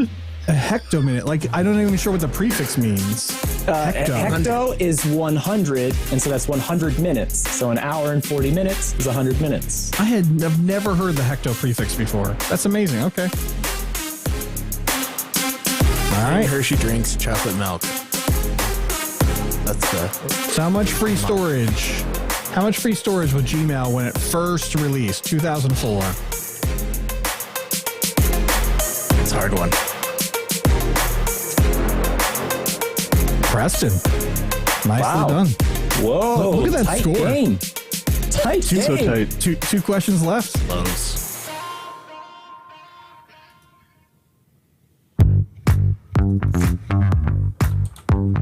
I love this meme. NVIDIA responds to themselves. All right. Preston on fire. Still a close game. A little bit more of a spread. Yep. It's still a close game though. That's winnable. So here we go. Very last one. Good luck, Royal Hamster. I'll say good luck, Preston. Oh, not again. Come on, Preston. You got this. Oh. Come on, you gotta like the meme here. This is a good one.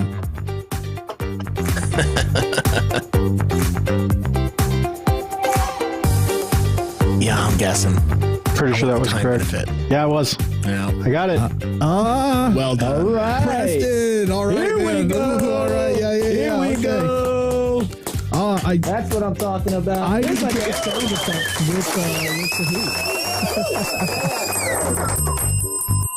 All right. That guys. last one I actually did binary backwards. Well, congrats, Preston. I have no idea what it means that you won tonight, but you won tonight, so we're gonna figure it out. I did have one question to ask the two of you. Were you were the two contestants last time, weren't you? I went to go do the labels, and I gave you different slots. I think we were. So I had to check it out, but your names were already in here. All right, guys. So we do have to move on. I'd love to stay in chat, but we got to finish up. Have a good night. Good job to the both of you. So, yeah, wow. Also, I think TCP Dump 101 is in for a March win, right? For March win, I have to go back. Yeah, I think so, but we haven't done a good job of keeping track because we didn't need to before. Right. But now we do. And now we do. Yeah. And so, right. so we're gonna do that. But before we go to our last segment, we are towards the end of our last show for the first quarter. I know we mentioned them at the top of the show, but I do absolutely want to mention them again. Thanks so much to Path Solutions for sponsoring. The live stream was a brand new thing for us this year.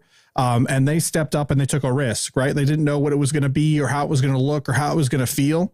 And they helped support it to make it happen, to get it off the ground.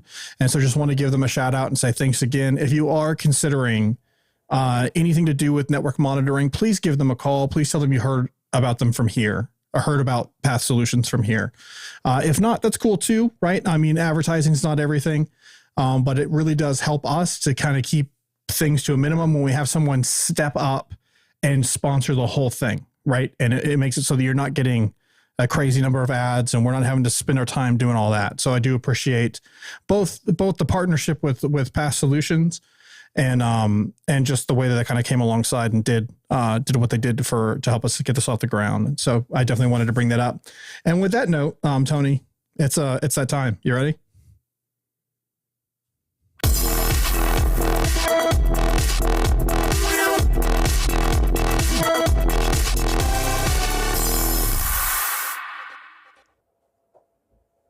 All right, Jordan, thank you so much. Welcome, everybody, to Naked Hardware, the part of the show where I show you a piece of networking hardware without its cover on, without its chassis. You get to see the raw circuits and bits and bytes.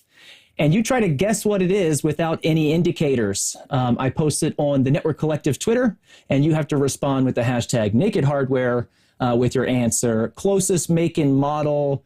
We're looking for the closest make and model. We're looking for the accurate make and model. Closest make and model might get you close to the cup as well. So, Jordan, if you'll throw up my screen, first I want to review last week's Naked Hardware.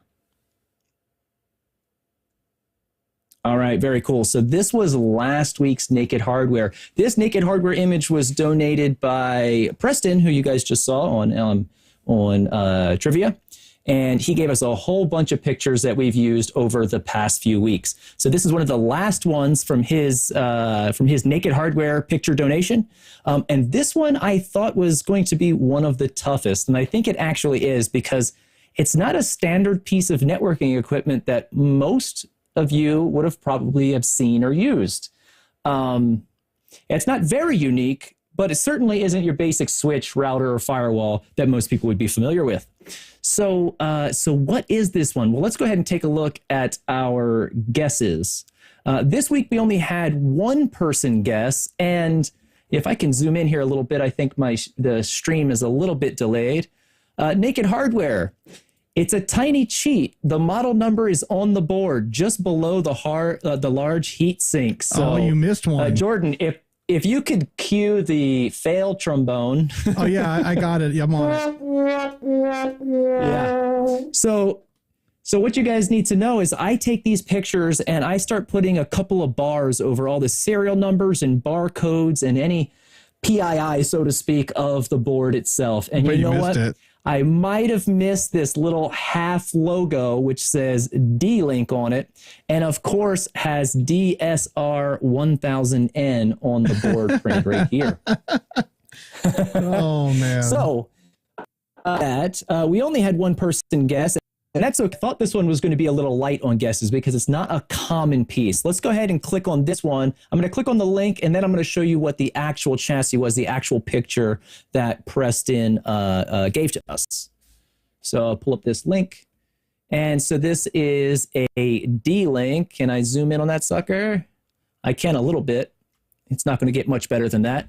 A D-Link DSR 1000N is what's printed on this chassis and what's printed on the board of our Naked Hardware from last week. As you can see, the ports and everything line up exactly to what it is on the Naked Hardware picture. Now I want to pull up the actual chassis picture that Preston gave us.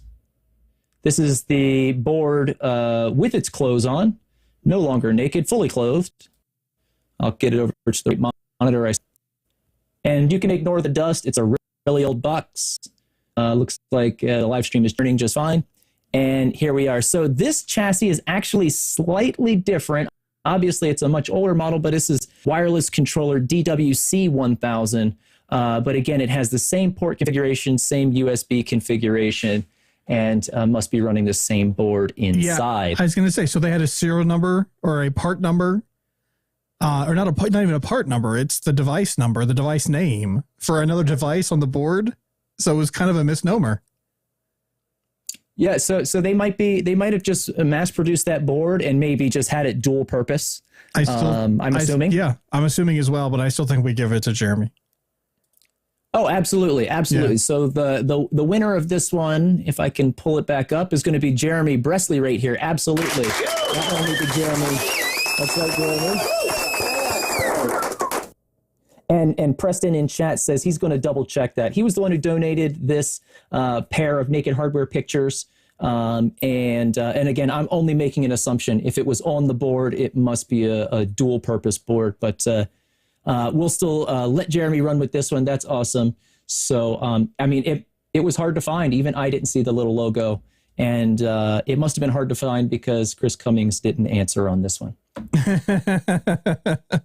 Chris getting all right, called out. So with that.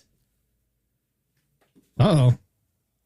So with that, Jeremy, I'm going to send you one of these awesome Network Collective swag bags. I sent a whole bunch out recently, so I know some folks have been getting them. It's got some Network Collective swag inside, and I've also included a bunch of new stuff that Path Solutions, which has been our show sponsor for the first quarter, has included, which are the metal credit card-sized bottle openers, which I use every live stream, and also these awesome whiteboard magnets and a couple other really cool stuff that they give us. So some switches, some routers, some firewalls, cool stuff to throw on the whiteboard. Definitely classes up your drawings. So Jeremy, you'll be getting that. That's going to rock. And we give these out for all of our winners on Network Collective Naked Hardware. And I know I still have a couple that I need to send out to our past winners. So with that, Jordan, I come bearing sad news. You don't have one for this week? I don't have a Naked Hardware for this week. Whoa. Whoa. You take it easy with that sad trombone. I don't have a Naked Hardware for this week because no one has supplied me with any new pictures. So if anyone, please let me ask, if you have awesome awesome hardware. If you have any hardware, and you want to donate some pictures to Naked Hardware, to Network Collective's Naked Hardware, give me a picture of the actual device, crack it open, and give me a picture of just the chassis. I'll do everything that I can to clean the serial numbers off and make it so we can do it. I know lots of you got old stacks in the closet, old stuff in the network closet, maybe even at work. You got that old rack that has all the gear that's turned off. Listen, on your lunch break, take it out of the rack, unscrew the cap, snap a couple of pictures, and send my way. Tony at networkcollective.com. If you're in the Slack, no one's going to think you're weird at all. And you can send them to my Twitter at Show Interface Brief. So I don't have a new Naked Hardware for this week. Well, that's sad.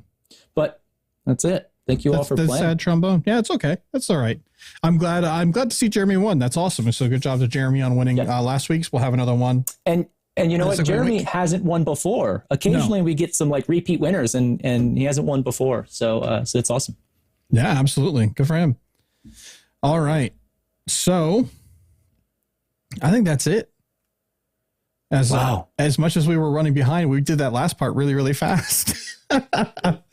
Oh man. Time flies when you're having fun, man. Time flies when you're having fun. Yet again, another great show with Chris.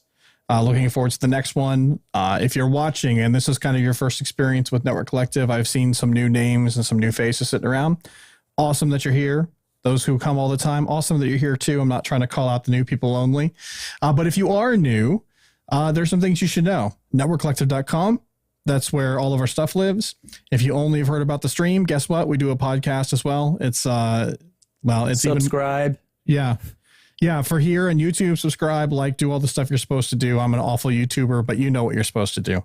But the other side is also make sure to go to networkcollective.com and subscribe to the podcast because there's lots of great episodes there. And we've been doing this for a long time there. So if you think we have a lot on our YouTube, which we're just kind of really getting started, and we've got Well, we're at 4 years, Tony. I don't know if you know that. Like, we are coming up on the anniversary. Network Collective started. I remember the first episode. I wasn't with you guys. I was in the audience. Actually, I think I remember the second episode more because I was doing a late night cutover, watching you guys live, because you used to do it. I think if it wasn't live, you used to release the video. No, we did it live. It was nighttime, and me and a buddy were doing a cutover. My buddy Chris Black, who still works for my company, but he's not on stream tonight. So, yep. I think that was like your second episode. Yep. Yeah. When we started Network Collective, the stream was part of it. And then scheduling a time was difficult. We didn't have an audience. And so all of the 3 people who watched it, just wasn't worth continuing keeping on live stream. I think that lasted like 4 or 5 episodes. Then we kept video for the longest time, where we released the video afterwards, and no one really watched the video either. So we kind of stopped doing that and do the audio. And so now we've come full circle. Now we're doing live stream with a different format. And it's, I think this is a lot more fun than what we were doing just watching people record a podcast. And so that was 4 years ago. I'm getting all the alerts, the things like, hey, it's your Twitterversary. Like, this is when you signed up for the account. We're gonna have a party or something? No. It's exciting. We'll do a party or something at the 5-year when we hit that mark. 4 years, like, yeah, it's cool. But I never dreamed that 4 years later that we'd still be doing this and that people would be following what we're doing and excited about what we're here for and the content we're creating. So I'm excited to see it continue to go and grow and do all of that. But yeah, head to networkcollective.com. Hit us up on social media at NetCollectivePC at Twitter. We are Network Collective Podcast on LinkedIn and on Facebook. Easy to search for it, easy to find us. And I think that's it. We'll be back next week, Wednesday, 8 p.m. Eastern time. We'll have another live stream. I don't no idea what's going to be on it, but we're going to figure that out this week. But no, it's definitely a lot of fun, and we're glad you guys are here. And with that, I think we will say good night, and we'll see everyone next time.